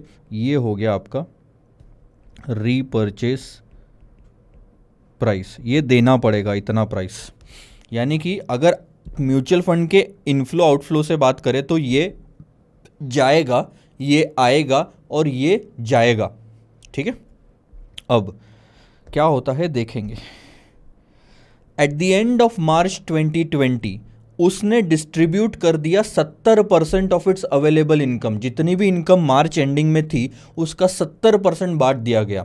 इन respect of January to March quarter नीचे दी गई इंफॉर्मेशन आपके काम आएगी। देखो, जनवरी से मार्च में 460 लाख रुपए से हमारे पोर्टफोलियो की वैल्यू एप्रिशिएट हुई है। अगर हम अब मार्च तक जाएं तो 31 मार्च थोड़ा दूर लिख रहा हूँ। ठीक है, 31 मार्च में हमारे पोर्टफोलियो की वैल्यू एप्रिशिएट हुई है। पहले कितनी थी? 6,075। वो पूरे क्वार्टर की बोल रहा है ना, पूरे क्वार्टर का इम्पैक्ट डाल रहा है, तो स्टार्टिंग तो क्वार्टर की यहीं से हुई थी। 6075 में आपका 460 लाख रुपए और ऐड हो जाएगा, यानी कि आपके जो पोर्टफोलियो की वैल्यू थी वो थी 6535 मार्च एंड पे। ठीक है, आगे जनवरी, फरवरी, मार्च, इन तीनों महीने में आपको इनकम आई, डिविडेंड वगैरह कुछ आया होगा 24 लाख, 36 लाख और 47 लाख का, तो वो दिया हुआ है। अब आपको क्या निकालना है, इनकम अवेलेबल फॉर डिस्ट्रीब्यूशन। ध्यान दो, आपके पास जितनी इनकम थी उसका 70% आप बांट चुके थे, यानी कि अगर आपने 100 रुपये कमाया उसमें से 70 बांट दिया तो 30 क्या हुआ, इनकम अवेलेबल फॉर डिस्ट्रीब्यूशन, वो हमें निकालना है। ठीक है, और issue price at the end of January, यानी कि एक आइटम तो वो यही पूछ रहा है, दूसरा आइटम ये पूछ रहा है रीपर्चेस प्राइस, और closing value of net assets eight the end of March. Closing value of net assets, ये हमारे नेट असेट्स है क्या 6535? नहीं सर, ये सिर्फ इन्वेस्टमेंट है, इसमें कैश बैलेंस, लाइबिलिटीज सब एडजस्ट होगा। ज़्यादा से ज़्यादा मैं आपको बताता हूँ, इसमें सिर्फ एक और चीज़ ऐड होगी, वो है कैश का बैलेंस, क्योंकि लाइबिलिटी वगैरह तो कुछ बची नहीं हुई नहीं है। ठीक है, अब ये सब शुरुआत करने से पहले मुझे लगता है आपको ये चीज़ समझने की ज़रूरत है, वो है डिविडेंड इक्वलाइजेशन रिजर्व। अब ध्यान देना मेरी बात पे,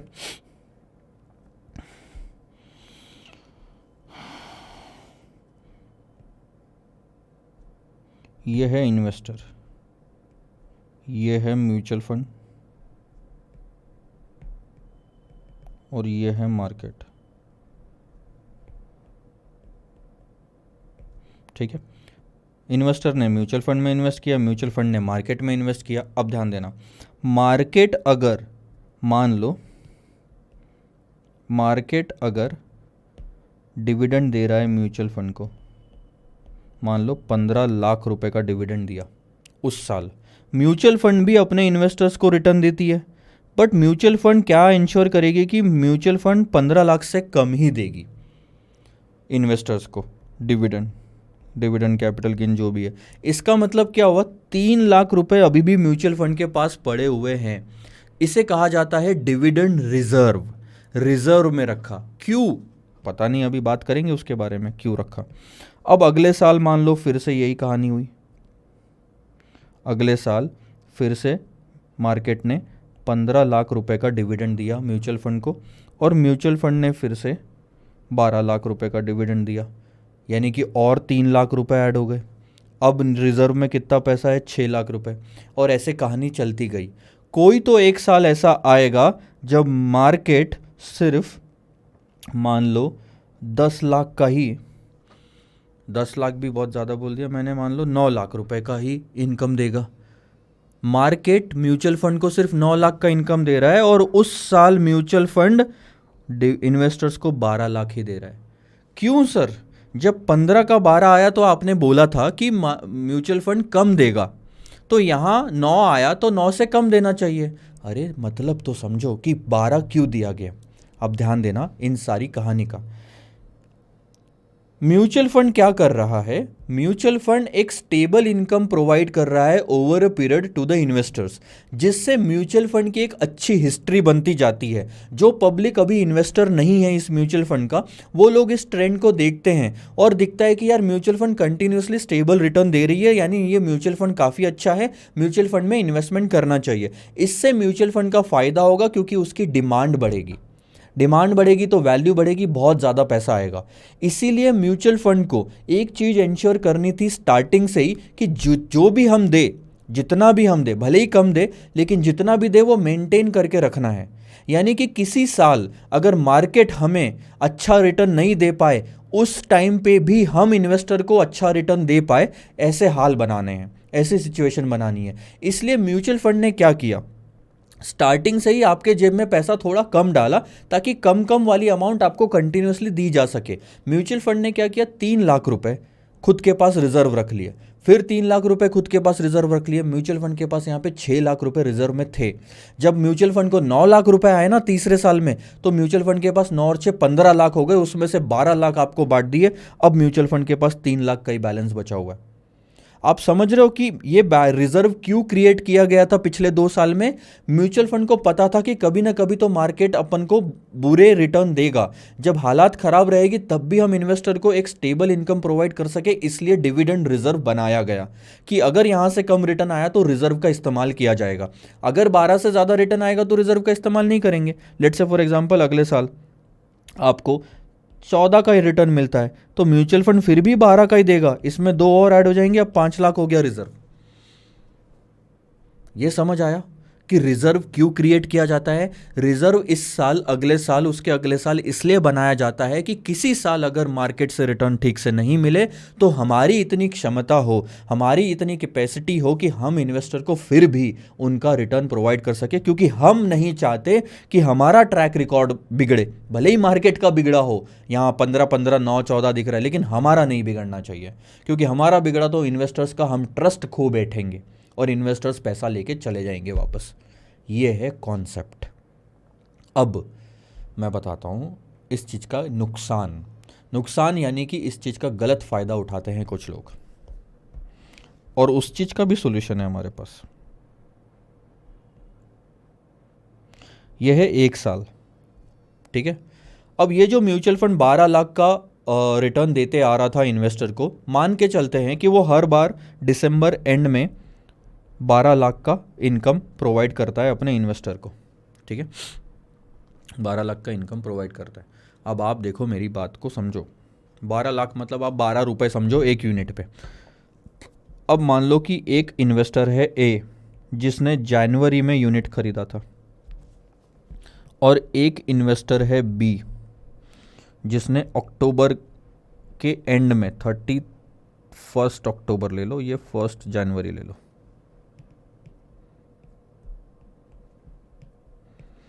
को यूनिट खरीदा। अब ध्यान देना, मुझे ये बताओ कि जब डिविडेंड बांटा जाएगा तो ए को कितना मिलेगा और बी को कितना मिलेगा। जब डिविडेंड बांटा जाएगा तो ए को मिलेगा 12, बी को भी मिलेगा 12, दोनों को मिला के 24 रुपये डिविडेंड दिया जाएगा। अब आप बोलोगे सर ये तो गलत है। एग्जैक्टली, मैं भी तो यही बताना चाहता हूँ कि ये गलत है, बट आप पहले तो स्ट्रैटेजी समझो। मतलब होता क्या है, म्यूचुअल फंड के यूनिट्स ना हर सेकंड में कोई खरीद रहा होता है, कोई बेच रहा होता है, साल भर। तो म्यूचुअल फंड ये देखेगा ही नहीं कि किसने कितने दिन के लिए यूनिट्स अपने क्या कहते हैं खरीदे और बेचे। म्यूचुअल फंड क्या करता है, एक रिकॉर्ड डेट आती है यहाँ पे, उस डेट को फिक्स कर देता है कि इस दिन इस टाइम तक जितने यूनिट होल्डर्स हमारे रजिस्टर में हैं उन सबको डिविडेंड मिलेगा। यानी कि ए वाला जो बंदा था वो भी इस रजिस्टर में नाम था उसका, बी का भी नाम रजिस्टर में था, इसलिए दोनों को 12-12 मिले। लेकिन आपको लॉजिकली समझ में आ रहा है कि ये गलत है। ए ने साल भर इंतजार करा 12 रुपए पाने के लिए, और बी आया और 2 महीने में ही, अक्टूबर तो खत्म हो गया, नवंबर दिसंबर, 2 महीने में ही उसको 12 मिल गए। अगर ऐसा चलता रहा तो मार्केट में यह ट्रेंड बैठ जाएगा और मैक्सिमम लोग यहाँ आके परचेस करने लग जाएंगे इस म्यूचुअल फंड के यूनिट्स। तो यहाँ म्यूचुअल फंड के पास पैसा आएगा, लेकिन जैसे डिविडेंड बांटा जनवरी में, सब लोग अपना यूनिट बेच देंगे। क्यों रखेंगे फालतू में, क्या करना है। फिर से पूरा 10 महीने तक इंतजार करेंगे, म्यूचुअल फंड के पास ये 10 महीनों में पैसा नहीं रहेगा। सब लोग अक्टूबर नवंबर में आना चालू करेंगे, दिसंबर में अपना पैसा लेंगे, जनवरी में भाग जाएंगे। यानी कि अक्टूबर यानी नवंबर से लेकर जनवरी तक म्यूचुअल फंड के पास में काफ़ी डिमांड होती है, लेकिन इस साल इस पर्टिकुलर ईयर पीरियड में कोई डिमांड नहीं होती, क्योंकि लोगों को आइडिया बैठ गया है कि हर साल दिसंबर में पैसा दिया जाता है और वो तो देते रहना है। मैंने तो बोला ना, स्टेबल इनकम की हिस्ट्री तो मेंटेन करके रखना है, तो उसको नहीं हिला सकते। तो अब ऐसे केस में सोल्यूशन क्या होता है, बहुत सिंपल सा सॉल्यूशन होता है सर, ध्यान देना क्या होगा। जब भी बी आएगा उसको एनएवी तो देना ही पड़ेगा उस पॉइंट का, उसको उसके पहले का 9-10 महीने हो गए ना, हम 12 का डिविडेंड बांटते हैं पूरे साल भर के लिए, तो 10 महीने के लिए 10 रुपये का डिविडेंड उसे देना पड़ेगा। यानी कि वो मान लो 50 रुपये की एनएवी तो देगा, 10 रुपये का डिविडेंड इक्वलाइजेशन रिजर्व भी देगा, यानी कि 60 रुपये उससे हम ले लेंगे। तो अब आप ध्यान देना कि उसके जेब में 10 रुपये गए, उसके जेब से जब वो अक्टूबर में आया, एनएवी तो गई, 10 रुपये का डिविडेंड भी गया, और उसको दिसंबर एंड में 12 रुपये का डिविडेंड मिला। यानी लॉजिकली देखो तो उसको सिर्फ 2 रुपये का डिविडेंड मिला है 2 महीने के लिए। हमने क्या किया, जब वो आया ना बंदा, तभी उससे पुराने महीने का भी इनकम ले लिया। हम उसको पूरे इनकम में अगर हिस्सा दे रहे हैं तो उतना इनकम उससे ले लो। 10 महीने का गैप आ गया था, जब वो आया उस टाइम पे 10 रुपये और ले लो। इसको बोलते हैं डिविडेंड इक्वलाइजेशन रिजर्व।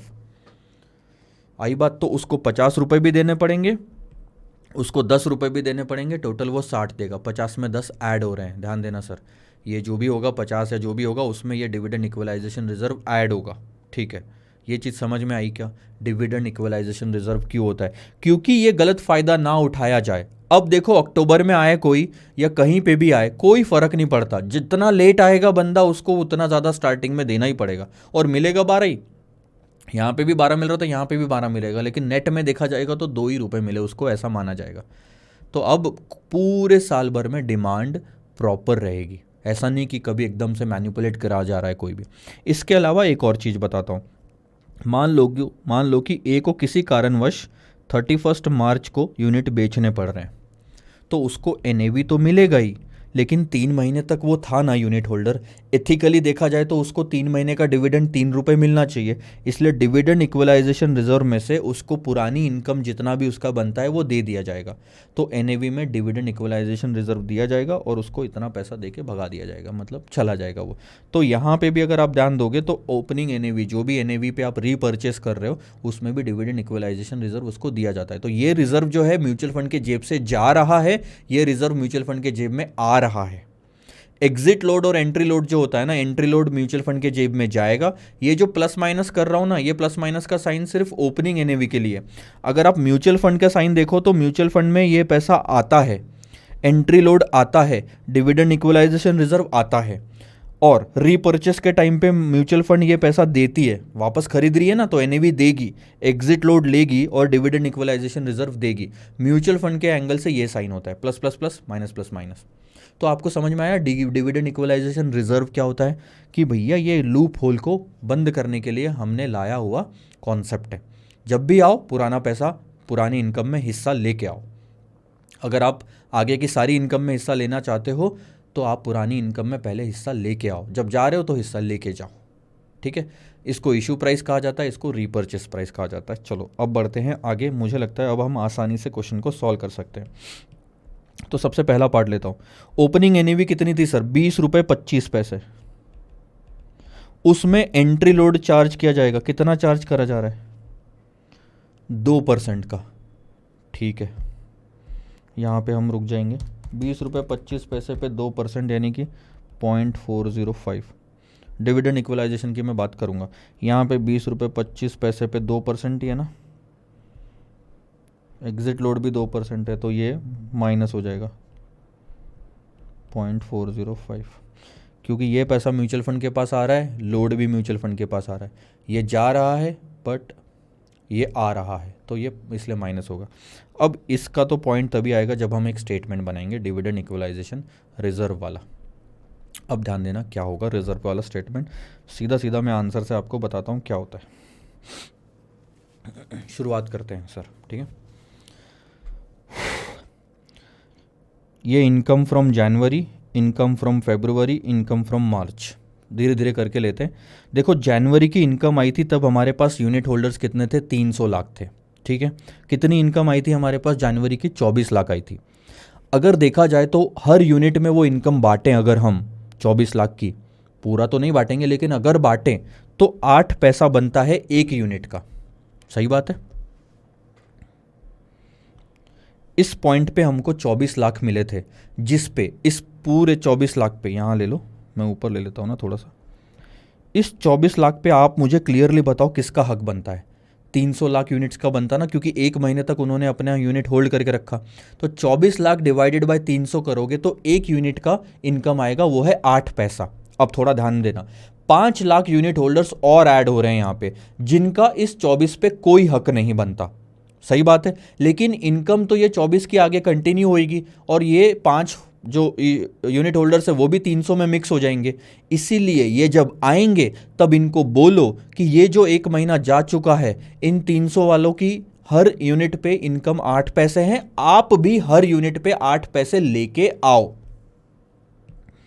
0.08, ये है डिविडेंड इक्वलाइजेशन रिजर्व। उस दिन तक की जितनी भी इनकम है डिवाइडेड बाय जितने भी यूनिट होल्डर्स है, एक यूनिट का पैसा आएगा, उतना उन्हें लेके आना पड़ेगा। तो ध्यान देना क्या होगा, 20.405 प्लस 0.08, यानी कि उस दिन की इशू प्राइस हो जाएगी 20.485। और इस 20.485 जो पैसा लिया जाएगा यूनिट होल्डर से, उसमें से 8 पैसा डिविडेंड रिजर्व में डाला जाएगा। 8 इंटू 5 लाख यानी कितना होता है 40,000। उस दिन से हमारी जो इनकम है वो हो जाएगी 24,40,000, क्योंकि इनकम और आई है। 24 लाख तो मार्केट से मिले, 40,000 इनसे मिले। अब इस पॉइंट के आगे से 24,40,000 की इनकम कहलाएगी 305 लाख यूनिट्स की। अभी भी आप डिवाइड करो तो बराबर सबका 8 पैसा बनता है। अब देखो 24 लाख पे 300 से डिवाइड करा तो 8 पैसा बना, और इसी 24 लाख पे 305 लाख यूनिट होल्डर्स को अगर हक दे देते तो हर एक का इनकम कम नहीं हो जाता? ये कितना हो रहा है 0.0787, कम नहीं हो जाता हर एक का? पुराने वाले अपनी इनकम क्यों कम करें? 8 पैसे से बिल्कुल 7 पैसे पे आ गए। पुराने वाले लोग कम नहीं करेंगे। अगर आप यूनिट बढ़ा रहे हो तो आप इनकम भी बढ़ाओ, तब जाके ये 8 पैसा आएगा 0.08। तो यही चीज़ हुआ यहाँ, ध्यान देना। हमने सबसे पहले निकाला कि 8 पैसा होता है, ठीक है। उसके बाद 5 लाख लोग आ रहे हैं, 8 पैसे के हिसाब से आप 40 लेके आओ। तो स्टेप्स बता रहा हूँ मैं, ध्यान देना। पहले तो ये स्टेप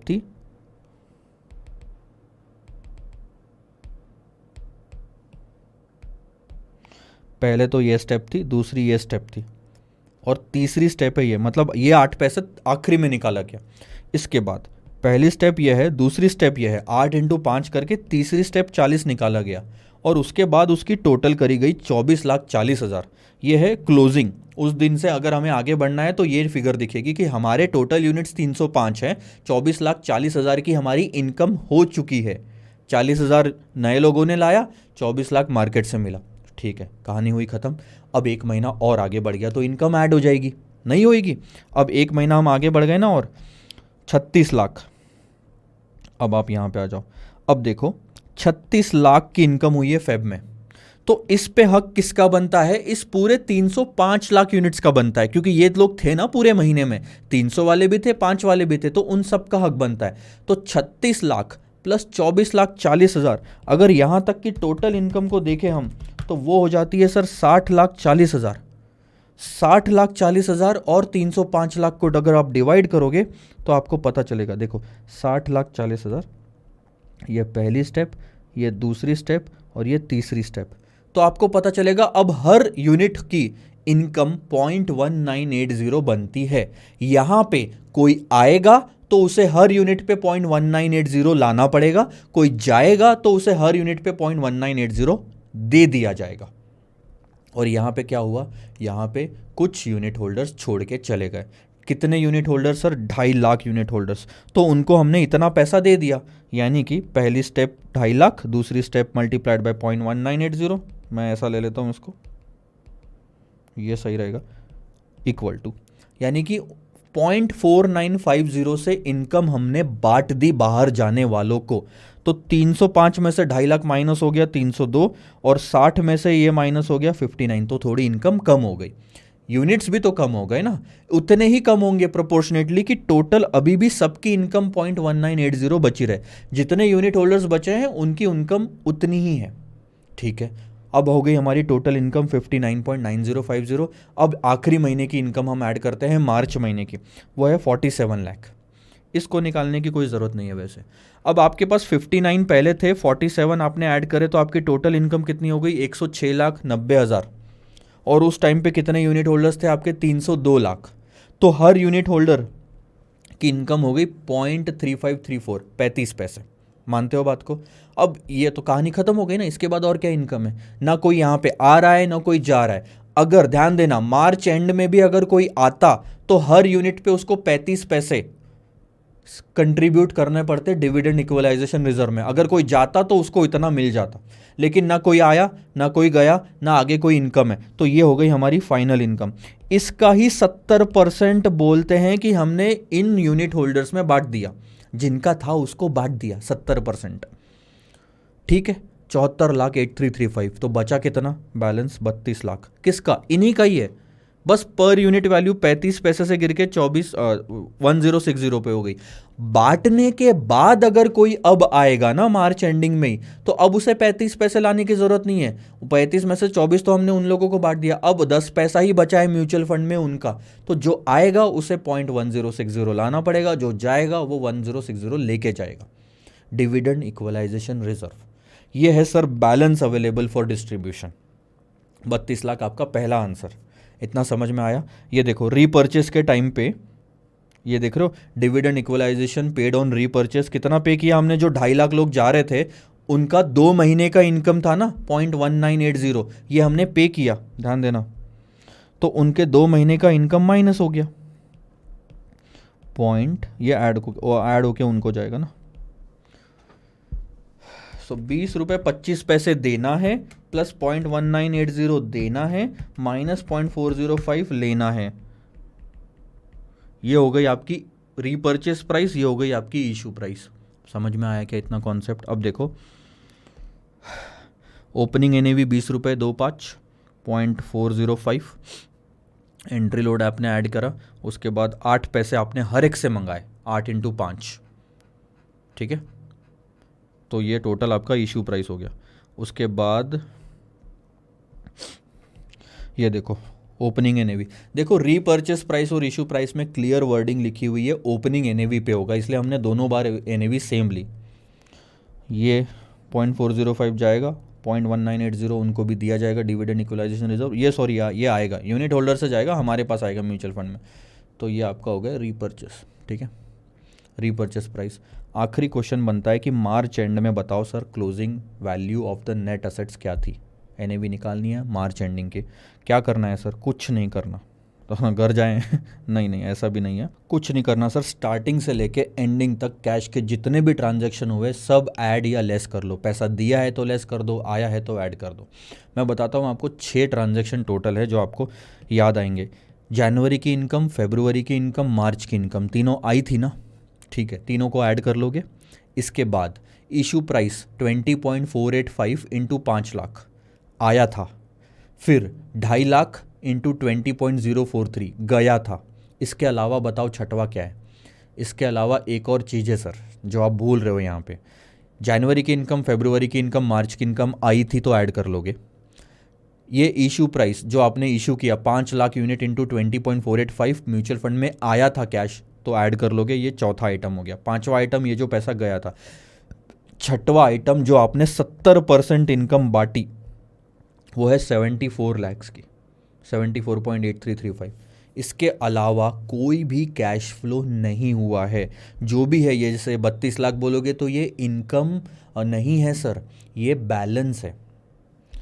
और आप बोलोगे सर ये 8 पैसा भी तो आया, ये 8 पैसा बोलो या 19 पैसा बोलो, ये सारा का सारा रीपर्चेस और इशू प्राइस में इंक्लूडेड है। अगर हम इसको 5 लाख से मल्टीप्लाई कर रहे हैं और वो पैसा आया बोल रहे हैं, इसका मतलब ये भी आया, ये भी आया, ये भी आया। मानते हो बात को? तो तीनों का एडजस्टमेंट ले लिया। हम अगर बोलते हैं कि इतना पैसा हमने 2.5 लाख यूनिट्स पे दिया है, इसका मतलब ये दिया, ये आया, ये दिया, तो तीनों ले लिया गया है। अब देखो क्या क्या है यहाँ पे, 6 चीज़ें हमने देखनी है। एक तो ये ओपनिंग था, इसकी वैल्यू 460 से बड़ी, तो वो तो हमने ले लिया, नेट टोटल एसेट्स आपके। इसके अलावा जो कैश का बैलेंस है वो आपको यहाँ पे दिखेगा इतने लोग में, ठीक है। ये पहला आइटम, ये दूसरा आइटम, ये तीसरा आइटम, 3 महीने की इनकम। फिर चौथा आइटम जो आपने 5 लाख यूनिट्स इशू किए थे वो। छठवा आइटम जो आपने रीपर्चेस किया, सॉरी पांचवा आइटम जो आपने रीपर्चेस किया वो, और छठवा आइटम जो आपने इनकम डिस्ट्रीब्यूट की 74 लाख की। ये 6 का प्लस माइनस कर लो और यहाँ पे टोटल करोगे तो सर आएगी net assets 6620.734। Total net assets इतने, उस दिन आपकी वैल्यू कितने, यूनिट्स कितने थे? 300 में 5 ऐड हुए, 2.5 माइनस हो गए। 5 लाख आए थे, 2.5 लाख चले गए, 302,50,000। नेट असेट वैल्यू आपके आ गई 21.8867। ये बहुत आसान है। बस एक चीज़ का ध्यान रखना है, गलती वहाँ पे होगी, आप ना पता है ये वाला पार्ट छोड़ दोगे कैश फ्लो में लेने का। इंपॉर्टेंट पार्ट है, लिख के रखो। आपको इनकम तो याद रहेगी, रीपर्चेस और इशू भी याद रह जाएगा, शायद इनकम डिस्ट्रीब्यूटेड आप भूल जाओगे, और भूल गए तो फिर गड़बड़ है। तो कॉन्सेप्ट समझा सर आपको? डिविडेंड इक्वलाइजेशन रिजर्व क्या होता है? क्वेश्चन तो इतना डिफिकल्ट नहीं था पर समझना ज़रूरी था, ठीक है सर। इसके बाद जो अगला क्वेश्चन है मैं आपको बता देता हूँ। अगला क्वेश्चन ऑलरेडी हम एक ऐसा क्वेश्चन सॉल्व कर चुके हैं and it is very much similar to, I will tell you which question, पर फिर भी हम सॉल्व कर लेंगे। अगली बार से मैं उन दोनों क्वेश्चन को साथ में रख लूँगा और एक होमवर्क दे दूँगा, मेरे लिए भी कहानी थोड़ी सिंपल हो जाएगी। बताता हूँ स्टार्टिंग में था सर वो,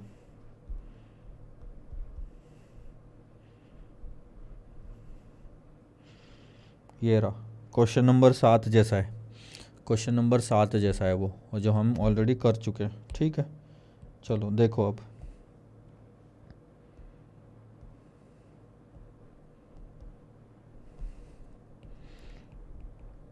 सिमिलर टू क्वेश्चन 7, ध्यान देना।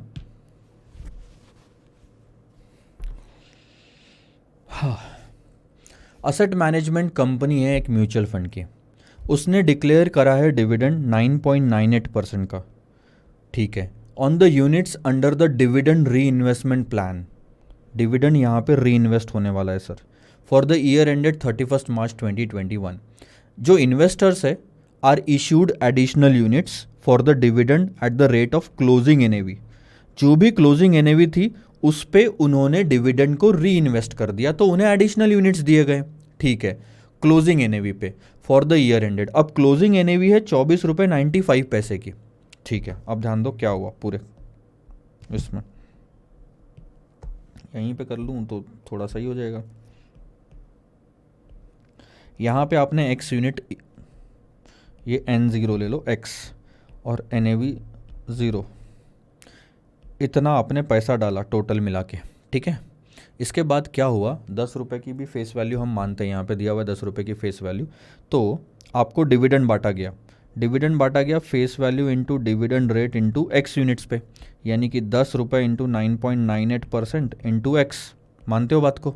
और वो पैसा जितना भी आपको मिला आपने क्लोजिंग एनएवी पे इन्वेस्ट कर दिया, 24.95 रुपये। तो इतना आपको एडिशनल यूनिट मिला होगा। तो पहले के यूनिट और एडिशनल यूनिट मिला के आपके क्लोजिंग यूनिट्स कितने हो गए पता है? 20,800 यूनिट, 20,800 यूनिट। ठीक है, made an investment unit before the declaration of the dividend and eight the rate of opening NAV plus an entry load of 0.04। तो आपने जो टोटल इन्वेस्टमेंट करा था ना, वो NAV 0 प्लस 0.04, यानी कि ये था आपका पब्लिक ऑफर प्राइस जिस पे आपने खरीदा था। इसके बारे में बात करेंगे। अच्छा, the NAV has appreciated 25% during the year. Assume the face value of the unit as 10 rupees. Opening NAV निकालो, यूनिट्स कितने परचेस करे वो निकालो, और ओरिजिनल अमाउंट निकालो इन्वेस्टमेंट की। तो मैं यहाँ पे थोड़ा लिख लेता हूँ, आखिरी क्वेश्चन है, आसानी से आराम से सॉल्व करेंगे थोड़ा। सर यहाँ पे कुछ N0 था, यहाँ पे कुछ NAV 0 था, उसमें आपने एंट्री लोड ऐड करा होगा 0.04 का, और ये आपका इन्वेस्टमेंट था, नहीं ये आपका था पब्लिक ऑफर प्राइस, और पब्लिक ऑफर प्राइस को नंबर ऑफ़ यूनिट से मल्टीप्लाई करा तो आपका इन्वेस्टमेंट आया। क्वेश्चन ना सिर्फ 3 चीज़ें पूछ रहा है, ये कितना है, NAV कितना है, और इन्वेस्टमेंट कितना है। ठीक है, इसके बाद आपको और क्या दिया हुआ है, आपको N1 और NAV 1 दिया हुआ है। N1 है 20,800 और NAV 1 है 24.95। ठीक है, और क्वेश्चन बोलता है कि ये जो NAV है साल भर में जो ग्रो हुई है उसका रेट भी उन्होंने दे दिया कि साल भर में ये NAV कितने से ग्रो हुई है, 25% से ग्रो हुई है। यानी कि NAV 0 मल्टीप्लाइड बाय 1.25 करते तो 24.95 आना चाहिए। यहाँ से आपका पहला आंसर निकलेगा sir, closing NAV is equal to, या फिर बहुत सिंपल क्या मैं ऐसा लिख लूँ, NAV 1 is equal to NAV 0 into 1.25, 24 रुपये 95 पैसे is equal to NAV 0 into 1.25। तो NAV 0 इज इक्वल टू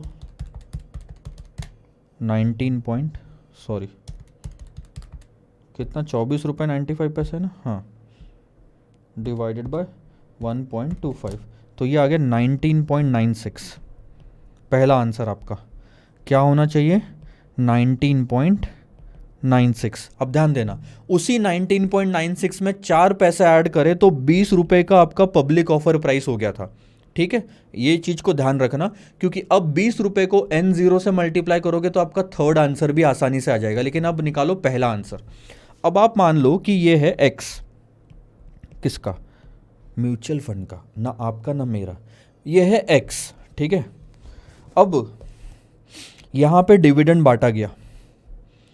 ठीक है, 20,800 यूनिट, ध्यान देना मैं कैसे निकाल रहा हूं, क्या मैं ऐसा लिख सकता हूँ, closing units is equal to opening units plus additional जो आपको मिला होगा? यस सर, बिल्कुल लिख सकते हो। इसके बाद ओपनिंग यूनिट्स को ले लेते हैं हम x प्लस एडिशनल यूनिट्स, यानी कि जितना भी डिविडेंड आपने री इन्वेस्ट करा है वो डिवाइडेड बाय उस दिन की एनएवी जो कि थी क्लोजिंग एनएवी। ठीक है सर, x प्लस डिविडेंड कितना मिला सर?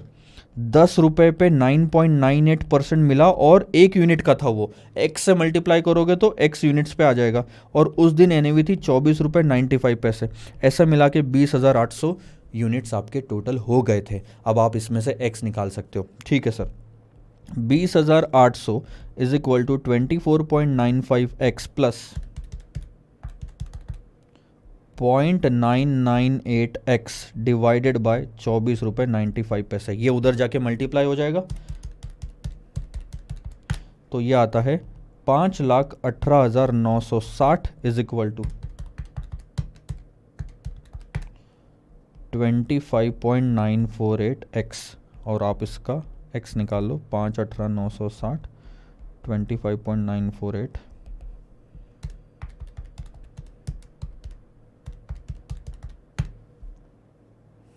20,000 x एग्जैक्ट आ जाएगा आपका 20,000 की। ओपनिंग यूनिट्स आपके कितने थे?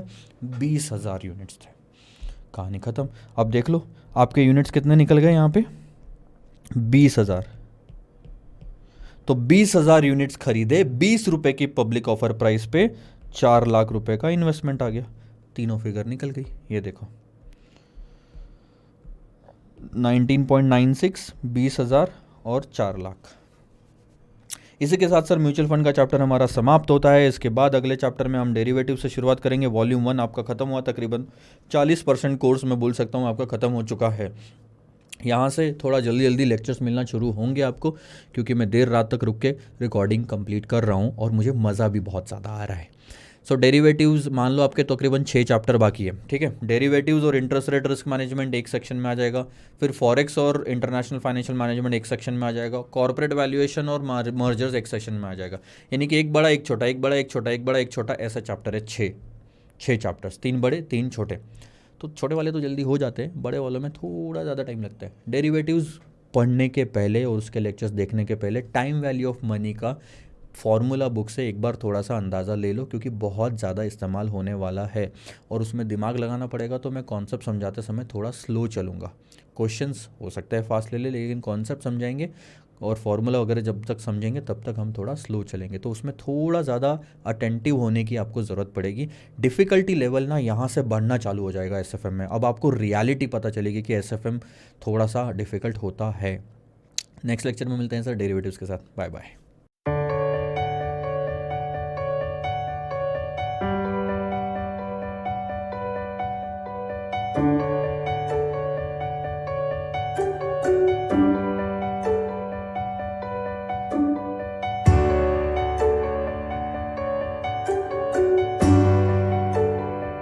Patience.